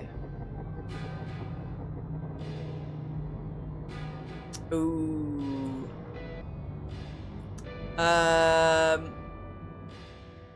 Should we leave him or should we make him do it? We'll say this actually, because then if he doesn't want to do it, then we won't do it. I think taking it back now is a bad decision. It's either we shouldn't have chose this one in the first place, or I'm going to go this. Well, to tell you the truth, I know I won't be able to.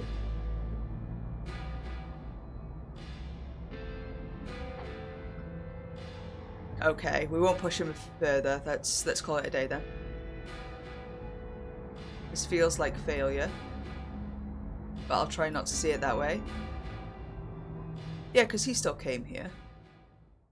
It's hard to know what the right decision is. We've already had one that's life and death.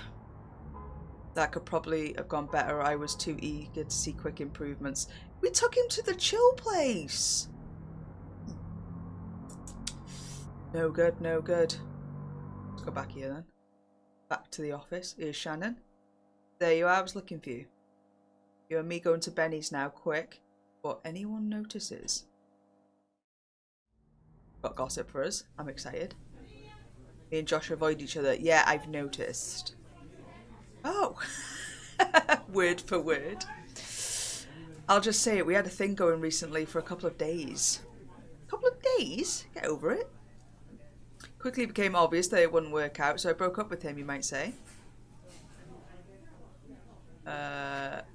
And now he's angry about it. Exactly. I just try and avoid him because things get awkward when we're in the same room. They need to grow up. They had a few little dalliances. They work in the same place. I really don't have anything more to say to him, you know. But now you know why we don't lunch together anymore, but there's something else. Josh isn't this nice guy. He isn't the person you think he is. Or maybe you've noticed. I've for sure noticed Josh is awful. As a matter of fact, I think he's something of a, well, sociopath. You might have seen the signs.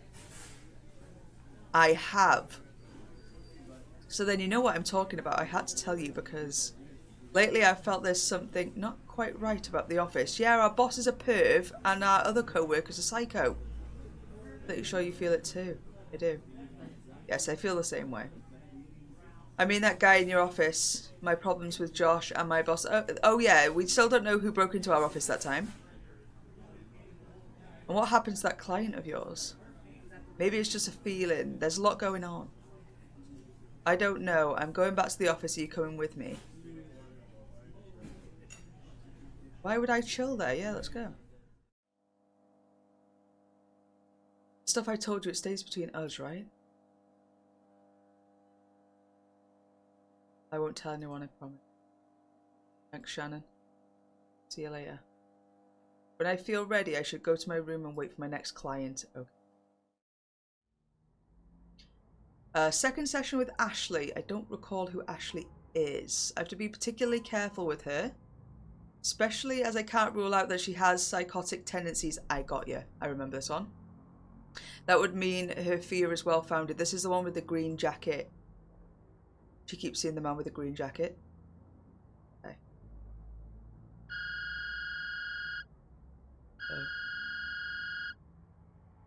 Telephone's ringing.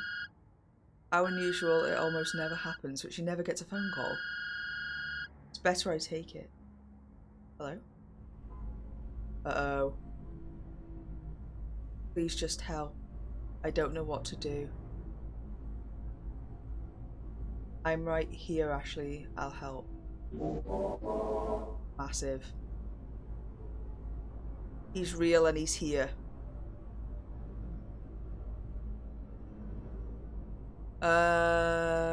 Which one do we choose here? Whatever you think happened, I'm right here beside you. Yes, he's real and out to get you. That's say the top one. I looked out my window, my bedroom window, and there he was on the street. He looked straight at me. He had this green suit. He was standing there looking straight at me, ignoring everyone else on the street. I'm not crazy, he was real. I freaked out and left the window for a moment, and then he was gone when I looked again. Now I'm scared to death to leave the apartment. You have to meet me outside the house. Okay. Yeah, let's go. Huge. Ashley trusts us beyond doubt. I'll look for you through the window. Alright. Maybe it's someone fucking with her though. Like if they know that this thing that she's got with what her mum told her before. Right, let's go meet her. Psycho in the green suit stood around here looking through her bedroom window. Would it really be true?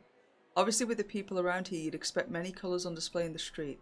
Still not many people are clad in green. Someone in a green suit would stand out. I'm gonna look for them. These people here, it's so calm, relaxed, confident. It's probably the perfect place to have the next therapy session. Okay. Oh, with Deborah. Very non-threatening environment. It's exactly crowded. I'm thinking about my other patient now. Much better than the mall. Okay, let's find Ashley. Oh, she's here.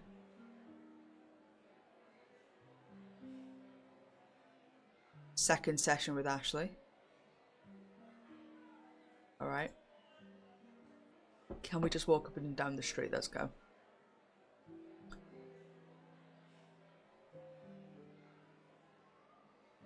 Yeah, let's do this. Trust is through the roof. Maybe I'm going crazy. The thing is, if her mum had that, it's natural that she's going to feel like she's probably got that as well. So she might just be like seeing things in her head because of that. Warm me with his smile. She said that when he shows his steel teeth, you know he's going to bite you real soon.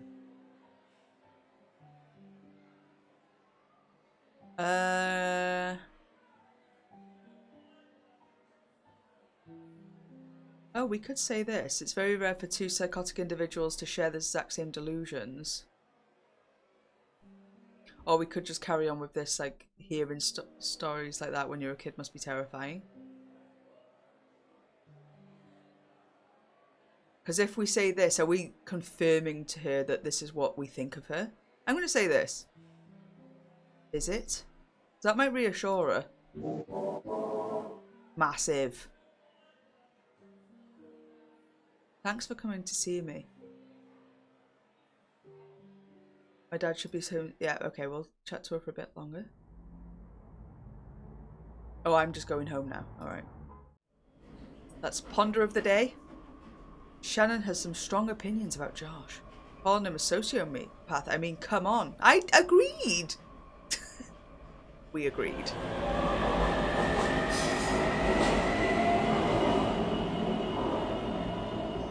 So much happening all around you, so many dangers.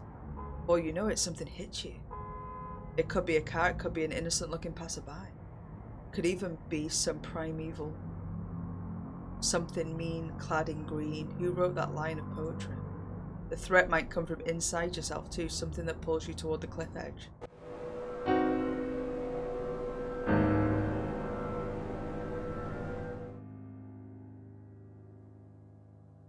Funny, the staff meeting is supposed to start at 8:30 sharp, even so there isn't much going on. Yeah, all the staff hate each other. Go to the lounge. Take a rest. I just got here. Okay. Go to the bosses.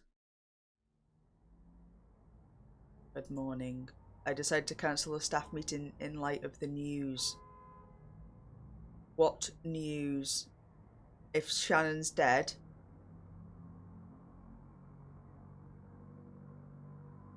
What news? This morning I've spoken to the police once again. They are finally arresting you for your conduct, are they? They were very secretive this time. Something happened to one of your clients. They want you to come to the police station. Shit. I wonder if he's told them. Thanks, I'll be on my way. Oh, at least Shannon's not dead. Go to the police station. They must know that what they whispered in his ear. Sorry we had to call you here so suddenly. I'm afraid we have some very grave news and I'm just going to break it to you.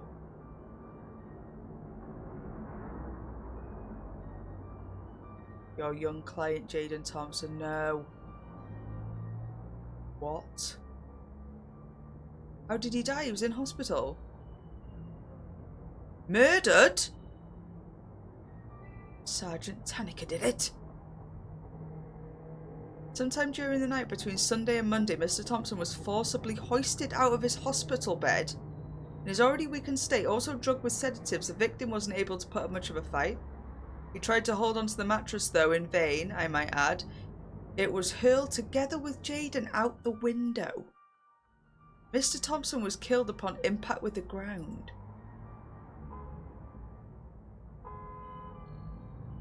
Oh my god.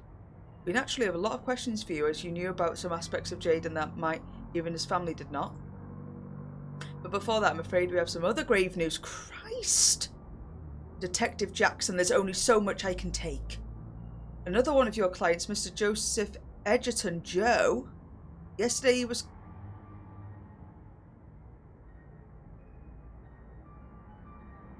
He was killed close to his home in what might have been a car accident. What the hell's going on? We're down to 3 patients now. That's half my paycheck. This is wild though, in all seriousness. What the fuck? Why is all my patients dying? Did we do this?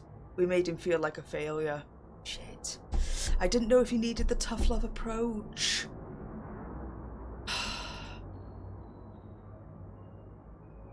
Might have been. Truth is, we're not sure. All we know is this, Sergeant. About 9:25 PM yesterday evening, Mr. Edgerton was walking down Washington Street just a few blocks from where he lives. Without warning, a passing car rammed him from behind on the sidewalk, crashed into the building on the process. Witnesses observed the driver exiting and demolishing the demolished car, and fleeing the scene apparently unscathed by the incident. Witnesses claim the car was driving at snail's pace and suddenly accelerating, engines roaring. Probably due to the victim wearing headphones. He didn't notice the approaching car until it was too late. Witnesses claim that he turned around at the last second, saw the car, made an attempt to move aside, but to no avail. This sucks, man.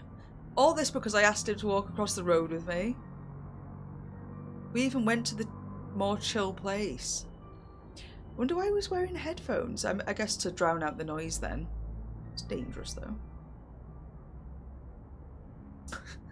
I'm not going to say this to the police. What did the killer look like? Assuming there was homicide, not an accident. Well, he or she, that's not a good sign, wore a hooded jacket. Therefore, we lack details about the driver's right. You don't know then. I realise this is a lot to chew for you. Yeah, you just told me 2 of my patients are dead. But we have a whole bunch of questions and limited time at our disposal. I'd like to underscore that you are not a suspect. Well, thank you. I think someone's targeting me, Detective Jackson. I'm going to be straight with you. I think someone's targeting me, and you need to investigate that.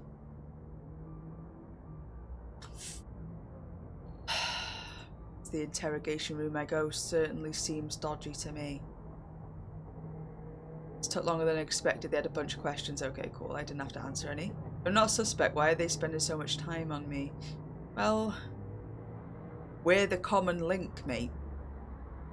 Hang on, is that Josh coming out of his room shaking hands with... It's that damn Josh. There you are.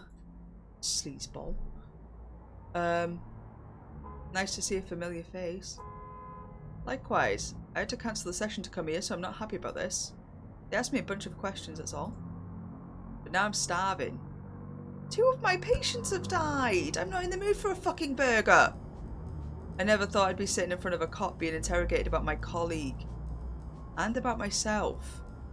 That is interesting that they're interrogating everyone, though. It was more stressful than I imagined. I think we both need to strengthen ourselves with a burger. Gosh, you're a knob.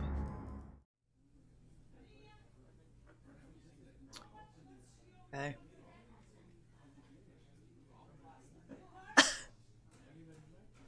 Something the matter? Isn't it weird though, 2 of your clients have been killed in a few days? Yeah, they literally got killed like the same day, didn't they? I mean, it doesn't affect you. Yes, it absolutely does. Why would I ask him the same thing? Has his patients died? Think of it, you have 5 clients in all. Now you've lost... Yes, I am aware, Josh. I can do simple math. Thank you very much. And with just a few days apart, that's actually a really strange coincidence. It was the same day. But still a coincidence. It must be, right? No, it's not. It's that weird surveillance guy. Vera, you want to stay away from me, mate. You might die now. This is ramped up very quickly. Time for Vera's first exposure session. It's taking place in her apartment. Okay, so she's the one that has some sort of like dysmorphia about like her looks, I think. Feels kind of weird to meet up at my place. This is how I live. Nothing special, I know, but I'm comfy here. Shall we go to the bedroom? You feel uncomfortable with me being here? Let's just say you've created a warm and welcoming place. Nice. Thanks, feel free to have a look around while I make us both a nice cup of coffee. Be right back. Oh, we can go in the living room now. Hey, Wolf. Restream Shriek, nice. This is the gloomiest living room I've ever seen. Vera is obviously a very troubled individual. That's a bit rude. She's come to us because people are judging her. We've just walked into her apartment and been like, ew. Window. Seems this window can't be locked from the inside. The mechanism is broken. That's how the killer's gonna get into her place. Lots of work going on here, just as Vera described during our previous session. The top scaffolding runs just below her window. Workers. I'm being weird now. Am I the killer? Basically means anyone can enter here. Oh my god. Black's fine. You need to fix that window. Yeah, we're going to tell her straight. I guess I do. I need to find the time. No, do it now before I murder you.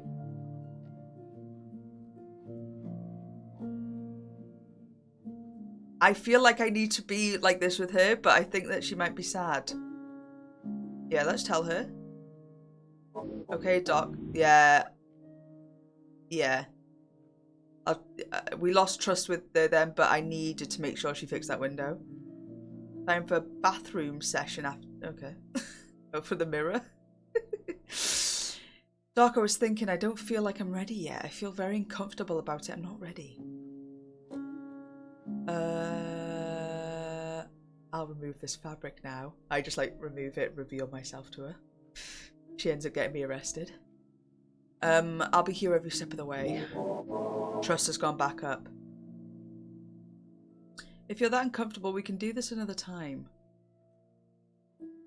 I'll uncover the mirror. It doesn't mean you have to look. Let's do this. Massive. Okay. Take a look when you feel ready, Vera. I don't feel ready, I just don't. I'm sorry, Doc, you're coming over here and all, but I don't feel ready. Sorry. Okay. That's that. Where should I go then? It wants me to just go home? Had enough of the workplace and I'm halfway home, alright. Honor of the day. This is simply too much. First Jaden, then Joe. Yeah, this has been a rough day. Could it have to do... Of course it's to do with you. Fucking moron. Or with someone at the office. After all, whoever did it must have overheard my sessions with the victims. Oh my god, what if it's Shannon? It honestly could be any of them. I don't know. The boss. It's going to be one of them, isn't it? I already know from Shannon that in reality he isn't this Mr. Nice Guy that he pretends to be. But we only know that from Shannon. It's fucking Shannon. She's turned me against the boss and Josh, although Josh was a bit of an ick anyway. His paternal care and awe is just an act. That in itself should already make him a suspect. And Josh. Josh is Josh, but what Shannon told me yesterday changes everything. So I know both of this information from Shannon. It's just dawned on me. Is he the sociopath? Finally, I'll have to consider Shannon. It's a weird incident last week when I found her asleep on the sofa. Yeah, that was weird.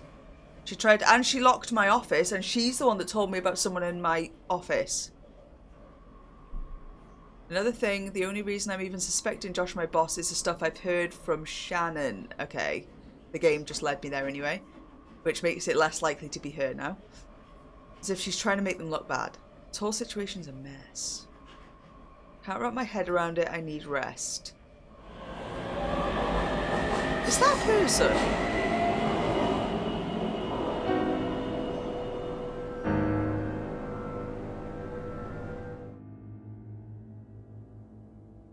Time for the staff meeting. Doors locked. I can hear voices from the inside. Well, yeah, it's probably the staff meeting, isn't it? Why can't I go in there? The door is locked and I can hear voices from the inside. Go in then. Gosh. Empty. He's probably gone to the meeting yet, like we should be. Yes, why can't I go there? Oh, what am I doing out here? Okay. Hey, Flawed Gold. We're all waiting for you in my office. I've been trying.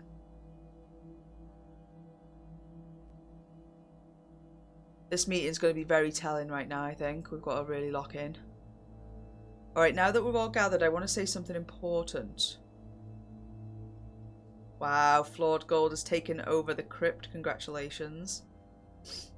Alright, now that we've all gathered, I want to say something important. Recently, 2 of our clients have been brutally killed. This is a shock to all of us, and we've been visited by the police and everything's just chaotic in general. My clients are fine. We're not pointing fingers, Josh.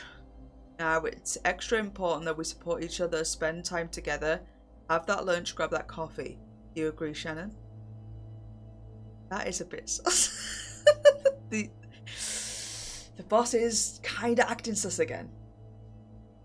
Also, we have our reputation to think of. That's why we're here, is it your precious reputation? You may think me petty for bringing that up at a moment like this. But it's all our livelihoods. Yeah, fair. Alright. And the well-being of my employees is no petty thing, not for me. So my message to you, business as usual, okay? Book those sessions, meet those clients, and don't talk unnecessarily about incidents, and we're all good with this. Sure, BAU. What if my other clients are in danger? I am going to mention this because, legit. Why on earth would they be in danger? Because I've got 5 and 2 of them are dead. And also, Shannon, tell him about that person that was in my office that time. But it's obvious to me that this is just a tragic coincidence. Okay. Oh, Detective Jackson walks in, interrupts the meeting. Good morning, everyone. Sorry to barge into your meeting. Detective, I'm a bit surprised. Yeah, didn't we answer all your questions yesterday? I can certainly understand your frustration, but I'm afraid we have good reason to show up here. Sergeant Tanica, someone's getting arrested. We've decided to detain you. This means you'll have to come with us to the station. Is it me? Just a formality. It is me.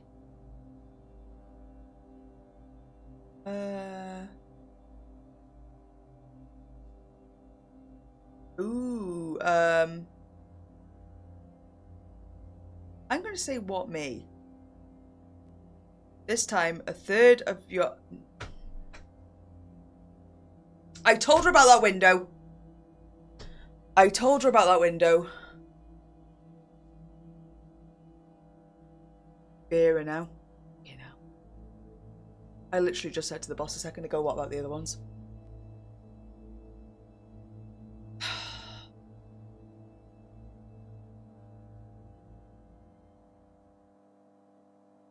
This is bad. This is actually getting bad. Even if, obviously, I don't think we've got anything to do with it, because I think maybe I would know. But, like, we're just down now, aren't we? This is us. Our career's going to be in tatters anyway, and we're probably going to get arrested. At 1 AM last night, Miss Mills dialed 911. She was upset, incoherent even. It appears that she had been awakened by the sound of glass shattering. Upon entering the living room, she saw a person standing outside the window on a temporary scaffolding, trying to remove enough glass to be able to enter, presumably. According to her testimony, Miss Mills started screaming at the top of her lungs, running towards the hallway. The intruder threw some sort of liquid at her. Thankfully missed. Lab hasn't reported yet, but we're almost certain it was sulfuric acid. Is Vera okay? Close that window. I got an achievement! Yes! The intruder apparently decided to give up and vanish without a trace. Miss Mills is shocked, of course, but physically unhurt. So I think we saved her by pushing her with the window. She's staying with a relative and, well, doesn't want to meet you anymore. Okay. Where were you at 1 AM? I told her about the window! I got an achievement and everything. I honestly can't say. I was sleeping, I think. I don't know. We get the train home and then I don't know. And then I spawn in again. Of course you were. Well, yeah, it was 1 AM. I've got a full-time job. What do you mean? Now we'd like to ask you some questions about Miss Mills. I wasn't pushing her. I revealed the mirror and then was kind of like, look if you want and be. And then she was like, no, I'm good. And I was like, all right then. And then that was that. Yeah, ask me some questions then. Sergeant Tanaka, the interrogation room. I want to answer these questions. I don't trust my character. Okay, let's go. We're going. No, we're not. Took even longer than yesterday. Shit. Free to leave. Well, yeah, I mean, I don't know. Let's go chat to Mike in the park. Oh my god, even Mike's gone. I wish he was, you know, to cheer one up. Aww. Pennies? I won't go there and eat lunch by myself there. Go back to the office then. Yeah, I have the crab meat demo and the game just got released, didn't it, last week, I think. It does look fun. I have seen a few clips, but I've been mad about it. I might get it on payday. I may get it on payday. It does look fun. Right, well, Josh's room, my room, the boss's room. I'm gonna go to my boss. Oh, never mind. See if anyone's in the lounge. No. Go chat to Shannon then. What is it? What do you mean, what is it, Shannon? I've just been taken down to the station. Come on. Yeah, nice to see you too, bitch. Didn't mean it like that, sorry. Just that I have this normal pile of work. We'll talk later, okay? Oh, fuck you then. Oh, we're gonna have to go with Josh now. Hi, Josh. Time for Benny's. Sorry, but I already ate. Didn't know when you were going to come back from the police, you know. He's trying to distance himself from me now. Seems like I have to go to Benny's by myself after all. What a waste of time this has been. So here I am lunching by myself. The colleagues are distancing themselves. And to be honest, I don't blame them. I'd do anything for some company right now. Hey, is that Raymond sitting there looking straight at me? Wait, is Raymond our old college loser guy? He's rising from his table. He's coming over, oh no. It is. Sitting all alone today, I see. Mind if I sit down?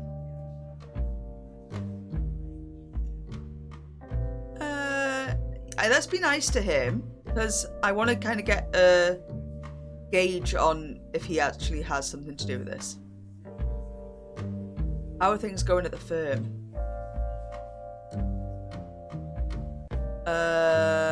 Business as usual. Let's just be chill. You're being modest after all. You graduated and... Okay, he's mentioned this again. He didn't graduate, by the way, if you missed yesterday's. And now you're living the life. Well, I'm not sure we're living the life. Yeah, but look at you. Maybe we should... No, let's say this. I'm sure you followed the path that was right for you. All paths are bound to have bumps in the road. It's inevitable. So we feel like he might be trying to sabotage us because he didn't graduate. For me personally, it was the right decision to drop out. Flawed Gold, the Stream Elements one is not the accurate one. It's the other one that's the accurate one, by the way. Also, don't forget that you can play !flip for some gambling if you want. We are going to be adding the rewards in super soon. I need to gather games.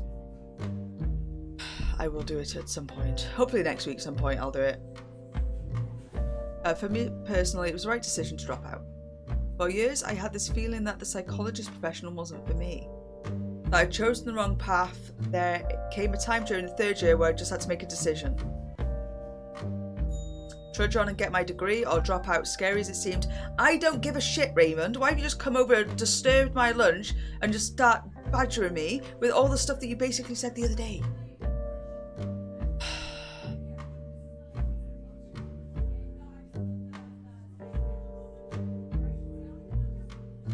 He said it! He said the line! It's him. Confirmed. Hard as hell, but I decided to face that fear. So face the fear is what was whispered in Jaden's ear as he got launched out the window. It's him. He might not know that I know this, by the way, as well.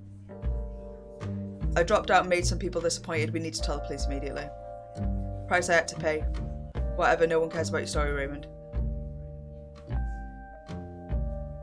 Something in what he said sounded familiar, like I'd heard it somewhere else. Yeah. You look very much in a hurry all of a sudden. He slipped up. Deborah, no. Deborah, save yourself. Run away. Oh God, we're gonna get Deborah killed now. Shit. I think we know for sure it's Raymond, right? Which one is Deborah now? Exposure session number 1. Hello, I've been waiting for a while.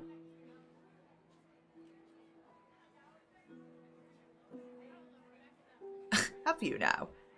Sorry if I'm late. Yeah, let's just be nice. It's okay, I've had time to think about this. I prefer if we ramp up this challenge gradually, but of course it's your decision. I wouldn't dream of questioning your professional judgment.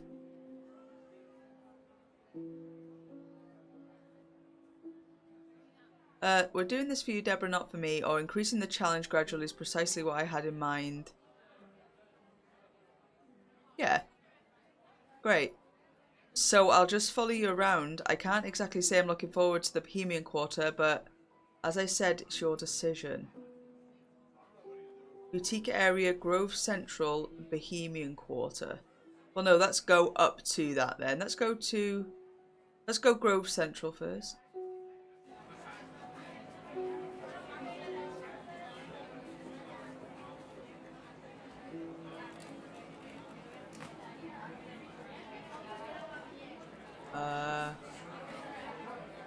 You alright, Deb? Is there anything I have to do? I don't think so. Oh, discuss. We can discuss with her.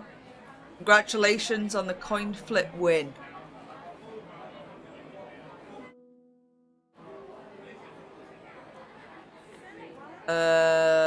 Steady stream of people here want to give it a try. Keep it up, Deborah. Okay, let's maybe ask her. I don't think that's a good idea. So no on that one at the moment, sorry. Alright. Let's go to the boutique area.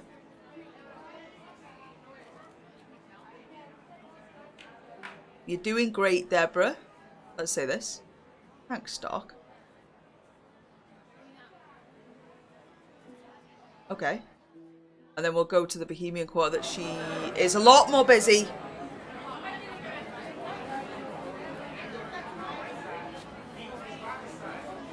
Are you still okay, Deborah? Or shall we just end the session now? Let's end the session now, I think. But Doc, we haven't done anything yet. We've visited this crowded place. That's something. Alright, so the mall next time then. Maybe that was a mistake, I don't know. She's gonna want to go home now. We've got someone on the train with us today.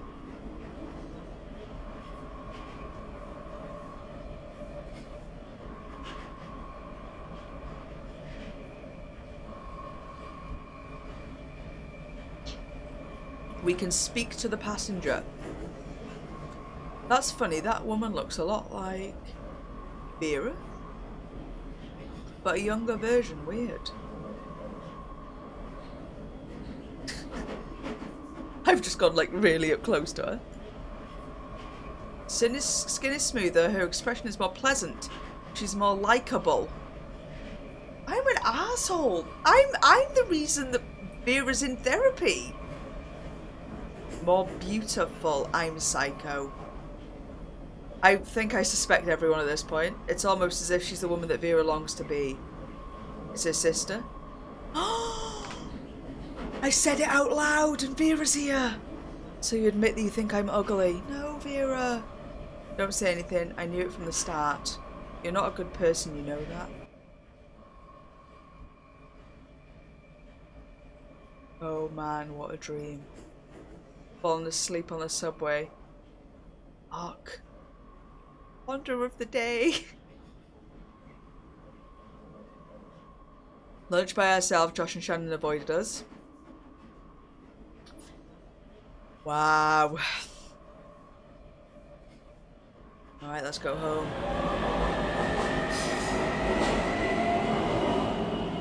Does look like someone over there.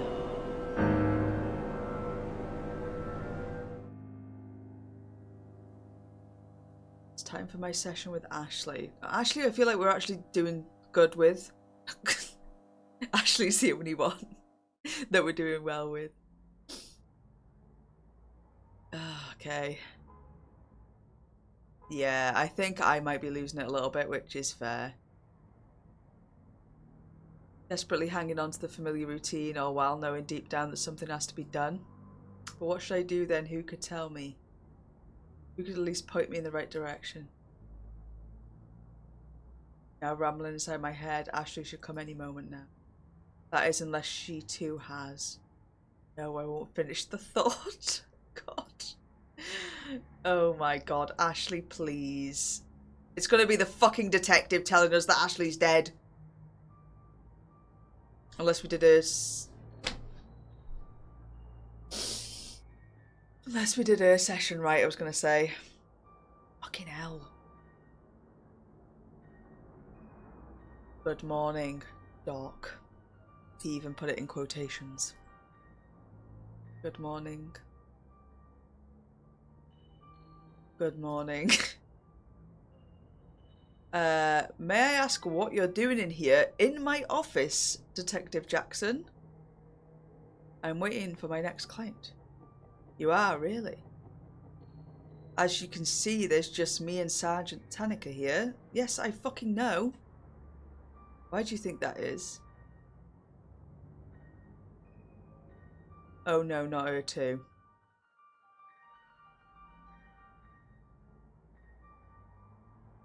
We're taking you with us to the station for now. Fucking hell. We've killed all our patients. Well, Vera's alive, isn't she? But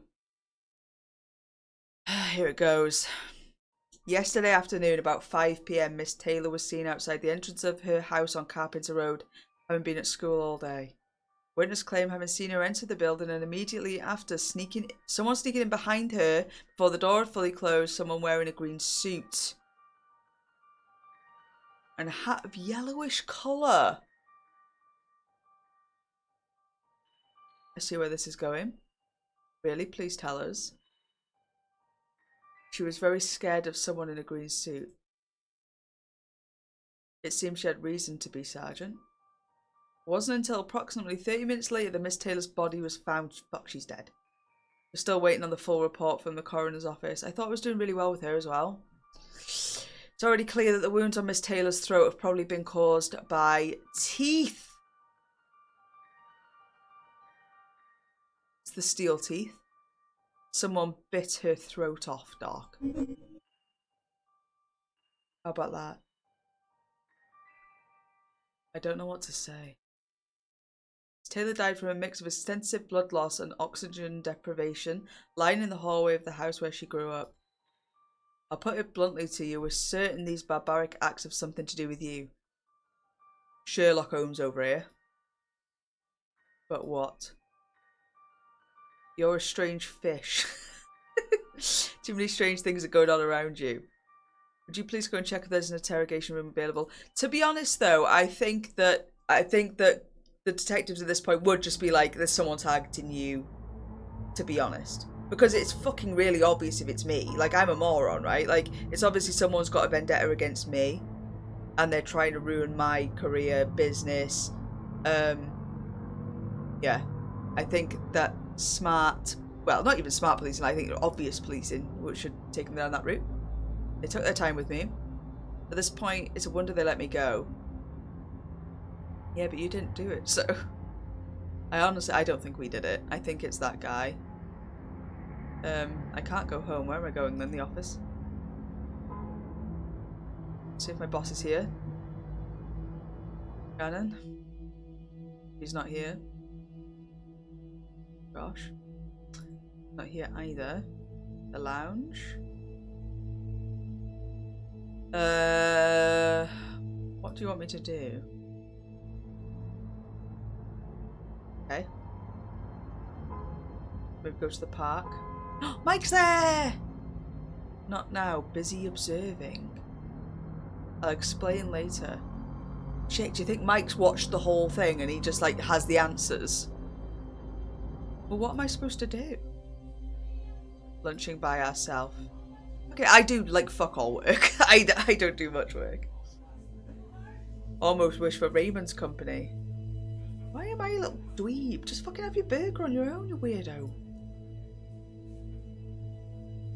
What the? Josh and Shannon? They're sitting close together. They seem to be whispering to each other. I'll just go see what they're up to. They were in cahoots the whole time. You're here too? Hi there. You see, we thought you were busy. As it comes to this, you're avoiding me. I don't give a shit that they're hooking up, and also, like, this is a bit dweeby. Now, don't be silly, we just needed to discuss a few things in private. We're just leaving, actually. Oh, fuck off, Shannon. I hate everyone. I hate all our co-workers now.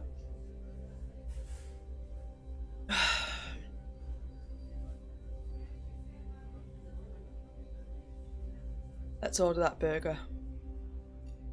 We don't need them. Back to the office now? I don't know. I want you to go home. Josh still isn't here.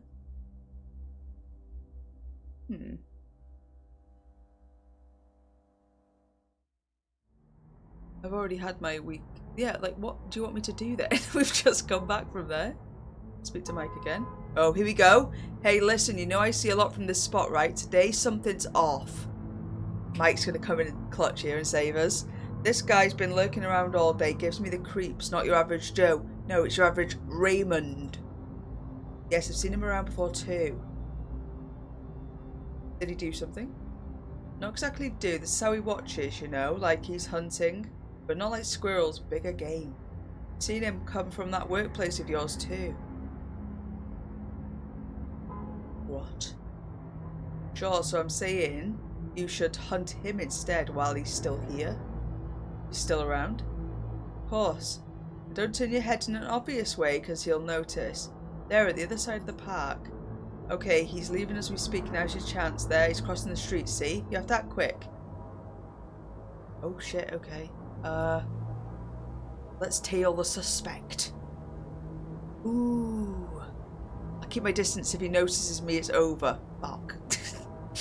This intense traffic sure makes it harder to keep up. I mustn't lose sight of him. He seems to just be aimlessly walking around, killing time.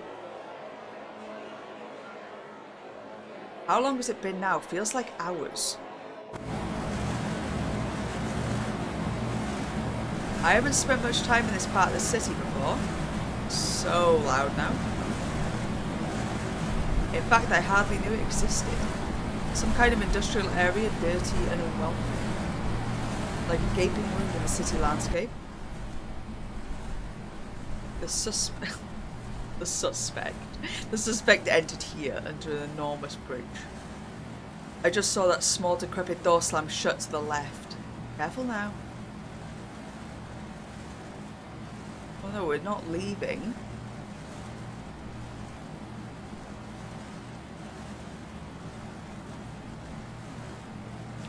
I'm not the suspect. I'm being the detective in this situation now.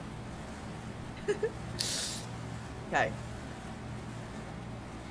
Suspect's hideout.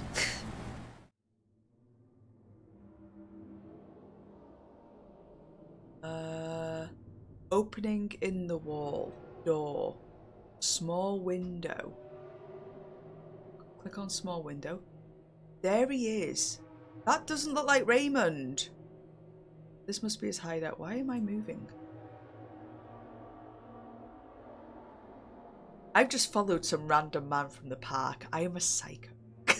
I'm crazy. Pretty sure I could climb up to that opening in the wall if I see it connects with the suspect's hideout.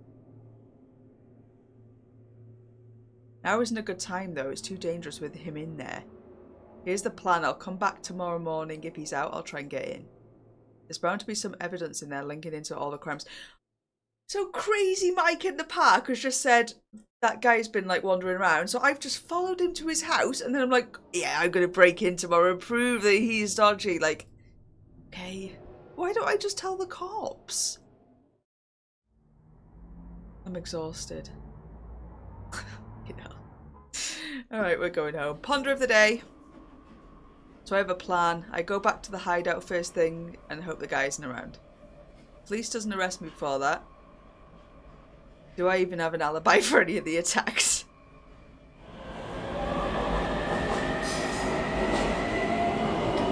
Well, well, well.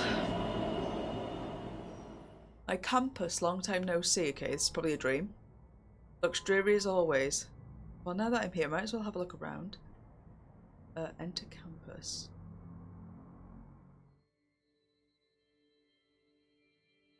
We used to sit here during breaks chatting and having a good time. Most of us anyway.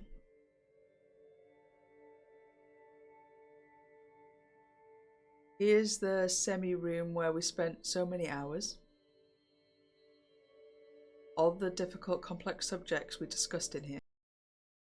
It could feel quite oppressive at times. Thankfully, it had a beautiful view of the pond through the window. If the atmosphere became too heavy, one could always turn around and take in the view.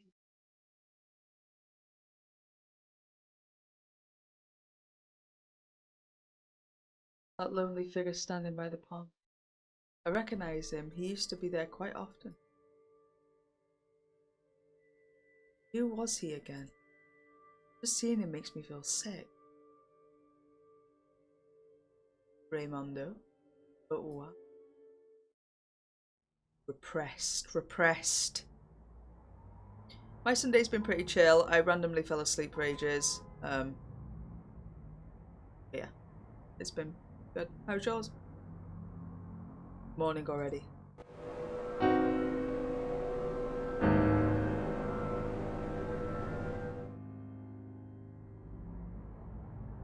Let's see here. Early day. There's a real chance that the suspect has left the hideout.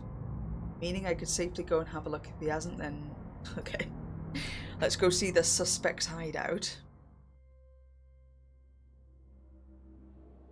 Yeah, exactly. Nice. What you having? I'm gonna have mine after this. Am I really doing this? Here we are. Come all this way. Let's check in the small window. Okay, empty. Good. Opening. What is this? Oh, climb through the ceiling. Dungeon crawl. Found a way into the suspect's hideout. Achievements. Half empty bottle. Sulfuric acid is him. The police said there was most probably sulfuric acid that was used. I'll take this bottle with me as evidence. I'm a fucking idiot. Why am I taking it? I should just literally leave it and just call the cops and say, listen, you can come here, blah, blah, blah, blah, blah. Like, how is me taking that murder weapon? Oh my god, idiot, man. Okay. What else is there around here? Venture further inside. Small door. It's locked. Right, back. Let's go in here. Thank you for the cheer. Scribbling on the wall. Face that fear. Those words are like some kind of self-help mantra. Jaden. When I visited him at the hospital, he claimed that the attacker said those exact words to him. Yeah, I think we should just like run and just tell the police and then just see what happens, because there's nothing else I can do here. Climb up through the opening. That's how we get back then. Oh, living quarters. Okay. Small cabinet. Crumpled up piece of clothing. Green suit. He's just got all the evidence lying around his house. What an idiot. We're just stealing off him. Green suit, sulfuric acid. I should leave this place. Private investigator collected all the evidence. Well, okay, I know. I don't know about this. Alright, let's just go before he bloody catches us. Climb down through the... Oh no, I've gone back. Back then. Alright, let's run away. Leave. Let's go to the police station. I don't know if this was the play. I honestly don't think it was. Incredible. We walked in with all of the murder stuff, just like, hey! Sergeant Tanaka, come, look who's decided to stop by. This is surprising. We're going to get done now. Listen to you, too. I've got proof. For a psychiatrist, you're a moron. Do you now? Do you hear that, Sergeant? Someone's doing the investigation for us. Great news, Detective. Think they're being sarcastic. I tell you, Doc, me and Sergeant Tanaka are really looking forward to hear more about your proof. Show us what you've got. Please stop being sarcastic. You'll have to forgive me, Doc. It's just that a lot of nutheads come storming in here at the station with evidence, this or that. We're not implying that you're a nuthead, Doc.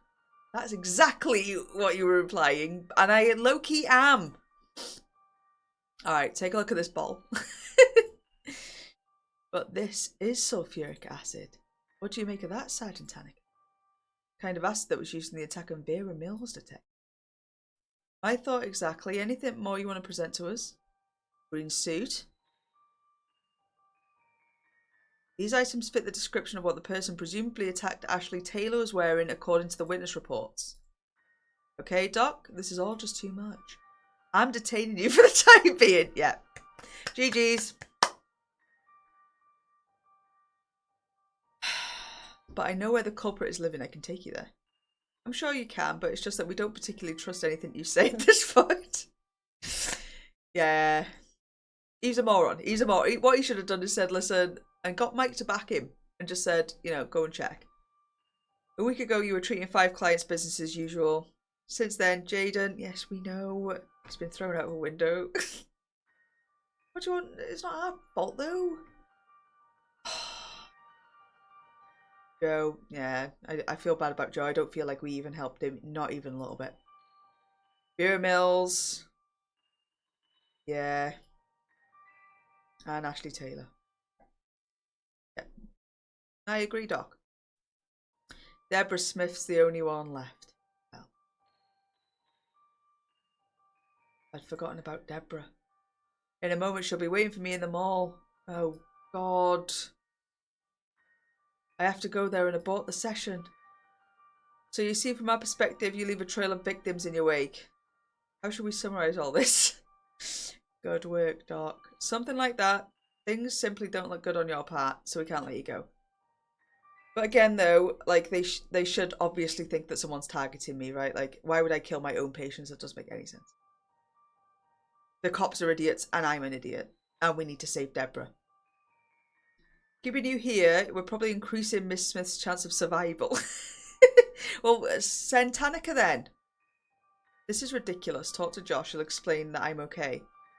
Why fucking Josh? We're putting too much stock on Josh. Josh will sell us down the river. He doesn't give a shit. We did. He expressed some concerns. Oh, fuck. It's because we slagged him off to Shannon. Generally antagonistic and erratic. Hell. Alright. Well, send Tanika then. And then when he strikes when we're in here, you'll see we're innocent. They can't do him, to be honest, though. They've gotten literally zero evidence, and also, it's obviously not him. It's well past the time that me and Deborah were supposed to meet. Evening is closing in. I can't lose my last patient. That's insane. Doc. There's been... Oh. Here we go. At the mall. May involve your client, Deborah Smith. Well, I mean, that clears him now, doesn't it? But at what cost? Tell you more after we've visited the scene of the murder. I told you. We may possibly be owing you an apology. You're free to leave. Fuck you. The thing is, the fools, Deborah's been killed because of them. Literally, that's on them. Like, because even if they did think it was him, they should have sent Tanika down. Like, all of the patients have been... Oh, I'm getting pissed off. Now there's one thing left for me to do. Go punch Josh. I have to go to the mall. Deborah's dead, what's the use? I'm sure the police will tell me the sickening details later. Fair. Should I go confront him? As if... Yeah, they want me to go here. Okay. Well, confrontation. Josh is an absolute fucking snake as well. Let's end this. Oh my god. Why didn't I just tell the police to come with me? I'm making the wrong decision again. See? Looks empty. That got me. That got me bad. That got me bad. Yeah, we're just going to have some strongly worded conversation now with the murderer. What if it's Josh?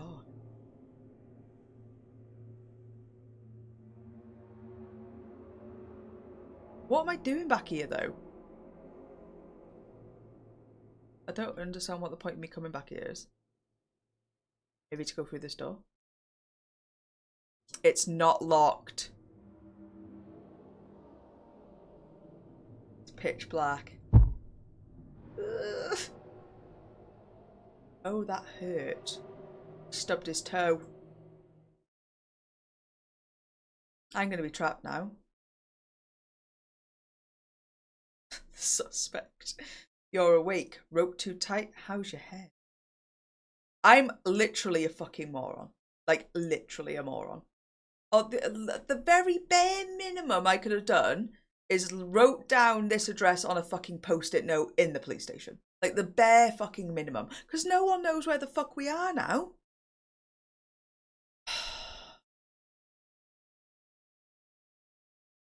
Feels like it's going to burst. Help! Who are you? You don't recognise me. I'll remove my sunglasses. I guess I have to put my fake beard and the mustache. Okay.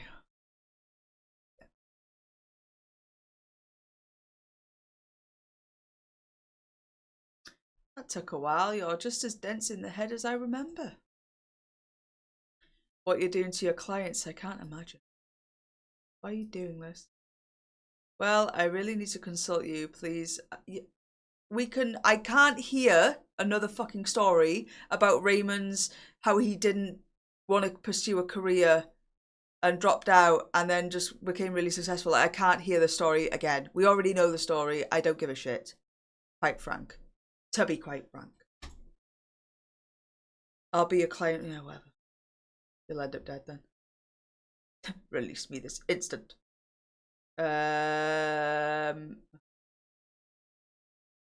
Focus on me for once. Is this needy loser? Absolute loser, mate. Please listen to what I have to say. Alright, go on then. You've got one shot. If you mention dropping out in grad school again, I swear to God. My God, we're actually treating him like a patient. Unplanned session. I'm there, bound and gagged. In order to assess how suited you are, you will now take a short test. Oh my God, is this me? They're dancing. That is two people, birds, people dancing.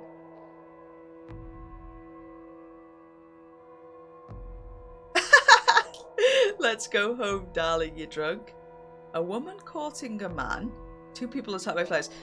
I saw the two dancing. I guess the top one is kind of the most apt. Oh, they're queuing for something. I thought they were playing volleyball. They're queuing for something. These guys are having a little bit of a gossip. They're queuing for like a religious temple.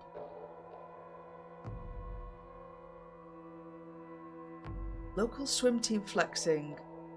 Perhaps they do look like they've got little things on.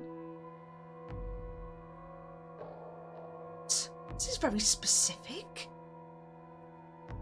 I don't think any of these. I'm gonna put the middle one because like I don't think any of these. Because the cue's bad and the gossip might be good. I don't know. I'm going to put the middle one. I didn't think any of them. Ooh. Oh, low key, I did think this.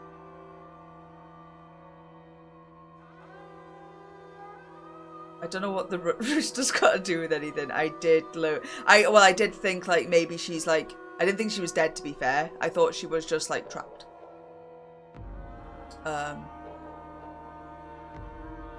Let's say this. When I started grad school, I was happy for the first time in my life. I got to know you and Josh and the interesting dynamic people. It's about grad school again. Raymond, you've told me twice already. Lasted a couple of days. Then cracks appeared one by one. You guys started to avoid me. It's 'cause you're a blag. I tried to fit in, but as always, I tried too hard. I was rejected by you, by everyone else. I've been nothing but nice to you at Benny's. What is this?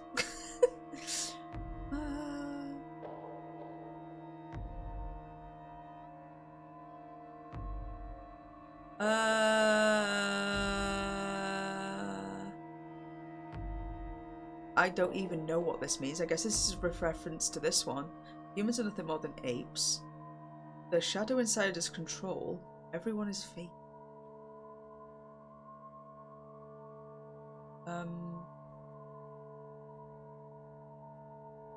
I don't think this is what that's saying. They're separate. Like if it was a human and the shadow was like an ape. I'm just gonna put this because I don't get it. Not the answer we hope for, I'm sorry to say. Okay. Onions and a fish. Organising objects according to one's whims. A dead fish and some onions. A fish having gasped oxygen. What the fuck? Who thinks this? A dead fish and some onions. Incorrect. It is though! Man keeping the woman in check. The woman manipulating the man. The man and the woman both striving to dominate and weaken each other. I genuinely just thought they were having a little bit of a canoodle. Boobs! I thought they were just having a bit of a canoodle after just having a little bit of fun. So I don't know, which one would that come under?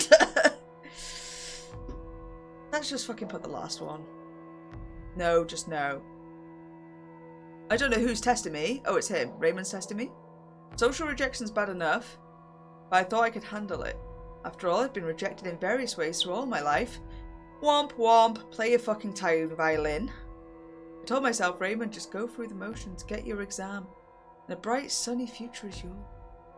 But it turned out rejection wasn't all social.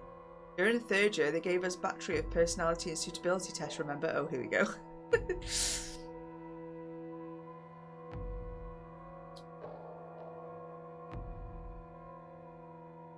Why would you assume any of these? These are getting insane. A large-scale attack on the city's inhabitants. They thought they were safe. Maybe we're doing his answers now. That's why all of them are like, no, no, no. New emote idea, yeah. This looks like, I guess, kind of like little, looks like the cherubs and that, but done out of newspaper. I'm going to say this one. What? Shocking. Shocking. Yeah, we're supposed to get all these wrong. I don't think it matters what we're saying at this point. Beautiful horse about to bite a man's head off. Man about to rip open the belly of a beautiful horse. I think these are supposed to be stupid, I think, because these are going to be Raymond's answers. And that's why he's not, why he got dropped from the program. Because these don't make any fucking sense. And the ones at the start did. Top one. Let's do it then. Why not? You're sick.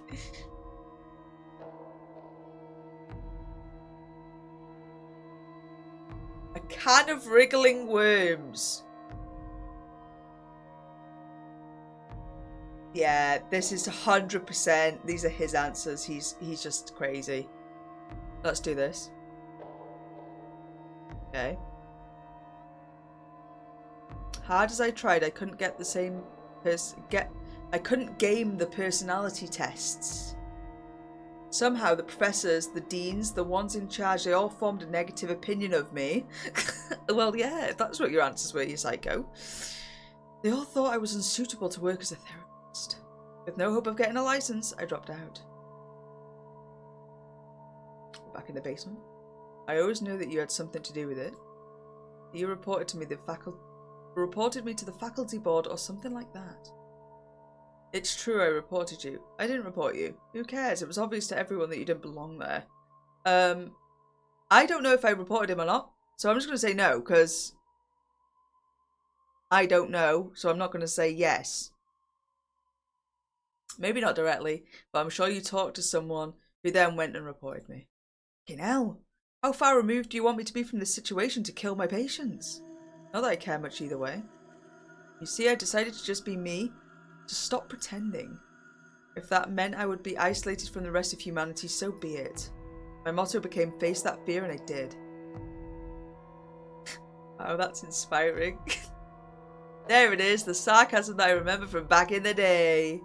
Sarcasm that could shoot like a laser beam straight at someone, an assuming victim among your classmates.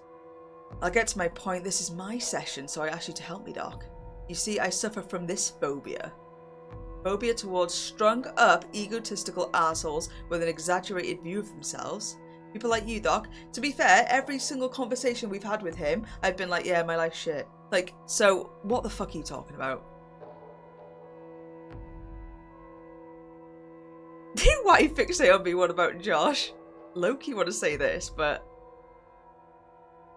let's just put this. When you rejected me in grad school, it hurt, I admit it. The way you pretended that everything was fine, that we were still friends. Kind of behaviour one would expect from someone who never had to face the consequences of their actions. These last few days you've had to experience the same kind of dismissal that I did all those years ago. Not really, you just killed my patients. Like, what do you mean? You hate me, but why hurt my clients? You're a fucking coward. Oh, I didn't hurt them, I helped them. Can you imagine? They've been scared all their lives, scared of this thing, whatever it is. Then suddenly this thing stares them in the eye. The horror they feel, I saw it, Doc. Unimaginable horror. I saw it in their faces. I get why they didn't grant you a license. Yeah, let's say that. But I saw something else too, Doc. Relief. They knew it was coming, but the waiting made them wither away inside. Then, the moment they realized the waiting was over, that misery was about to end. They were grateful, Doc. I saw it in their eyes, and it was the most beautiful thing.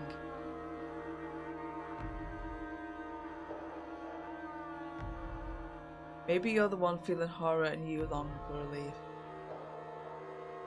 I think maybe we should say we can help him, or the one feeling horror and you long for relief.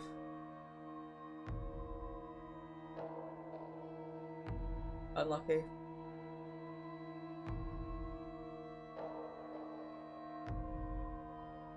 Because if we say this, he might just be getting his head a little bit. Or if we say help you, it could either go either way of like, you think you can help me, you egotistical twat again. Or he actually might be like, now let's say glasses.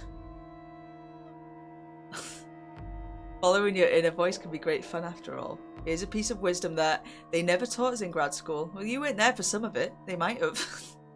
Sometimes the only solution is to eliminate the object of a client's phobias. In this case, that would be you.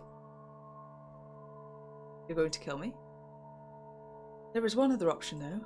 The phobia can also be removed by eliminating the carrier of the phobia. So his phobia is me?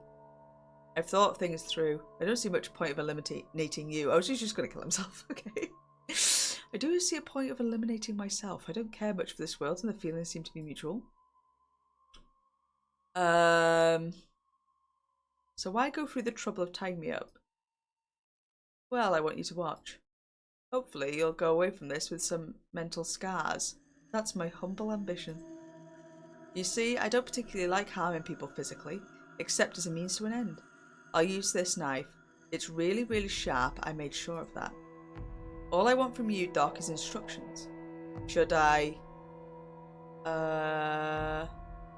Okay. Oh my god, hack at my eyes! My knowledge of anatomy is limited, but I'm pretty sure I'll die eventually if I hack away with abandon.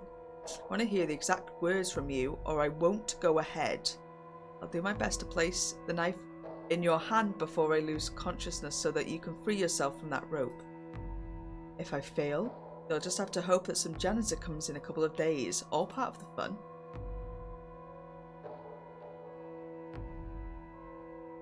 Enough of this, untie me and let's leave together. Nice try, now listen up. He wants us to tell him this. Okay. Okay. Oh my god. Do you think he's setting us up?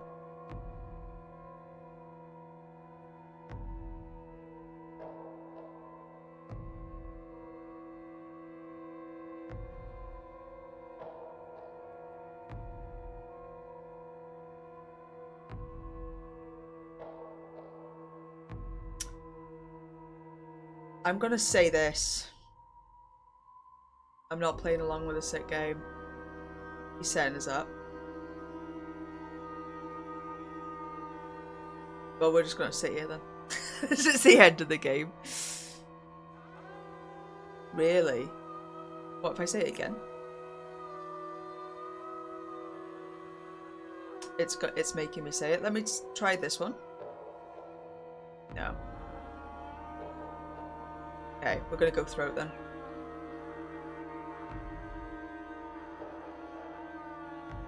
Okay.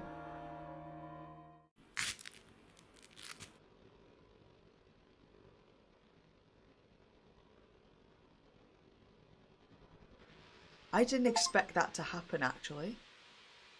I've got an achievement for that.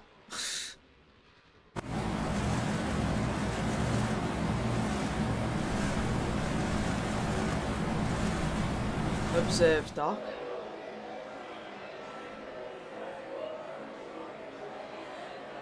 His plan was to leave a scar in my mind. I'll make sure that he failed. Yeah, like literally, you have to make sure that that's not what happens now. You can't let that happen. For time, this experience will fade away. get into therapy straight away. You must know some people. Everything fades away, right? The whole thing's super traumatic, really. Lunch at Benny's 1 month later. So the only survivor was Vera. I wonder if that's because mixed fate, some clients survived. Shit, so we could have actually saved all clients. I think that suggests that we could have saved them. And we only saved one. Still can't wrap my head around it. Why did this have to happen? And hey, you should have talked to me. Fuck off, Josh. You told the police that I was erratic. I did talk to you. Yeah, whatever, Josh. The truth is, we didn't know what to think. We even suspected you. So instead of helping, we made you feel even worse. We were all confused and scared. I'm sure it's a strange time to think that I met him right here. Yeah. It's when he put the microphone in there. Sitting there. Yeah, so he was the one. This is quite cut and dry then, really. It was no plot twist as suspected. I mean, everybody was a suspect at some point. When he came to our table to say hello, remember? Yes, I remember it well. He must have been playing with us. Gives me the shivers thinking about it.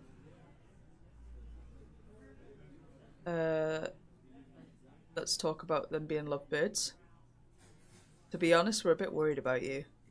Worried about me? No reason. I'm fine. It's like you're not really there sometimes. You seem to get lost in your own thoughts. I'm fine. Oh my god. He scarred him. No. Give him therapy. Oh god. Yes, we need to talk to someone. Josh, you're finally talking sense. Yes.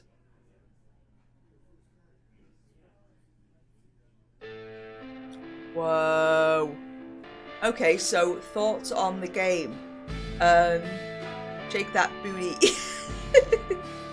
Twerking ghost. I really enjoyed that. We only saved Vera. And I think that was us really hammering home about locking the window with her. We killed all the other ones, but we seemed to save Jaden at the start, so I'm wondering whether our conversation with him in the hospital is what ultimately led to his death, rather than us choosing the third floor. I think this is why this game's probably got a lot of replayability. It said in the Steam reviews, like, you can play it a few times to get different outcomes. I'm also wondering when Josh said that we're erratic and antagonistic, whether that was maybe due to what we said about Shannon. When Shannon was talking to us about Josh, I'm wondering whether, if we'd have approached that differently, whether he wouldn't have said that. 16 out of 100? We did so fucking bad. Oh no, Ashley survived too. I thought Ashley died. Didn't he say that she like got the worst? No. I thought, no, Ashley died. They said Ashley died. They said it was like the worst, the green man killed her. Ashley Thompson's fear of being schizophrenic has not diminished and her relationship with those close to her strained ever since she dropped out from school. The murder of Deborah Smith, who was stabbed with a knife in a crowded part of the local mall, remains officially unsolved. How is it unsolved? We know who did it. The second time Jaden Thompson was hurled out the window, he didn't make it. Perhaps greater vigilance would have altered his fate. The murder of Joe Edgerton is a reminder that wearing headphones is risky while walking along a busy street. This raises the question, could his death have been avoided? Okay, but in Joe's conversation, I don't recall ever them talking about the headphones, because I would have said that. And also, I don't know about the vigilance with Jaden. It'd be interesting to see what we missed with that. According to her sister, Vera Mills, still plagued by destructive thoughts about her appearance, saving up money for expensive plastic surgery. So we just fucked them all, basically. 16 out of 100 is absolutely diabolical. I think it's safe to say that I should not be a psychologist. And don't worry, I'm not going to go into that profession. Great game though, fantastic, a lot of replayability as well. And this game was basically like it was under £2. So the amount of time that we got out of it on just one playthrough, and, you know, if you were interested in replaying it, I will stick to the day job. I will.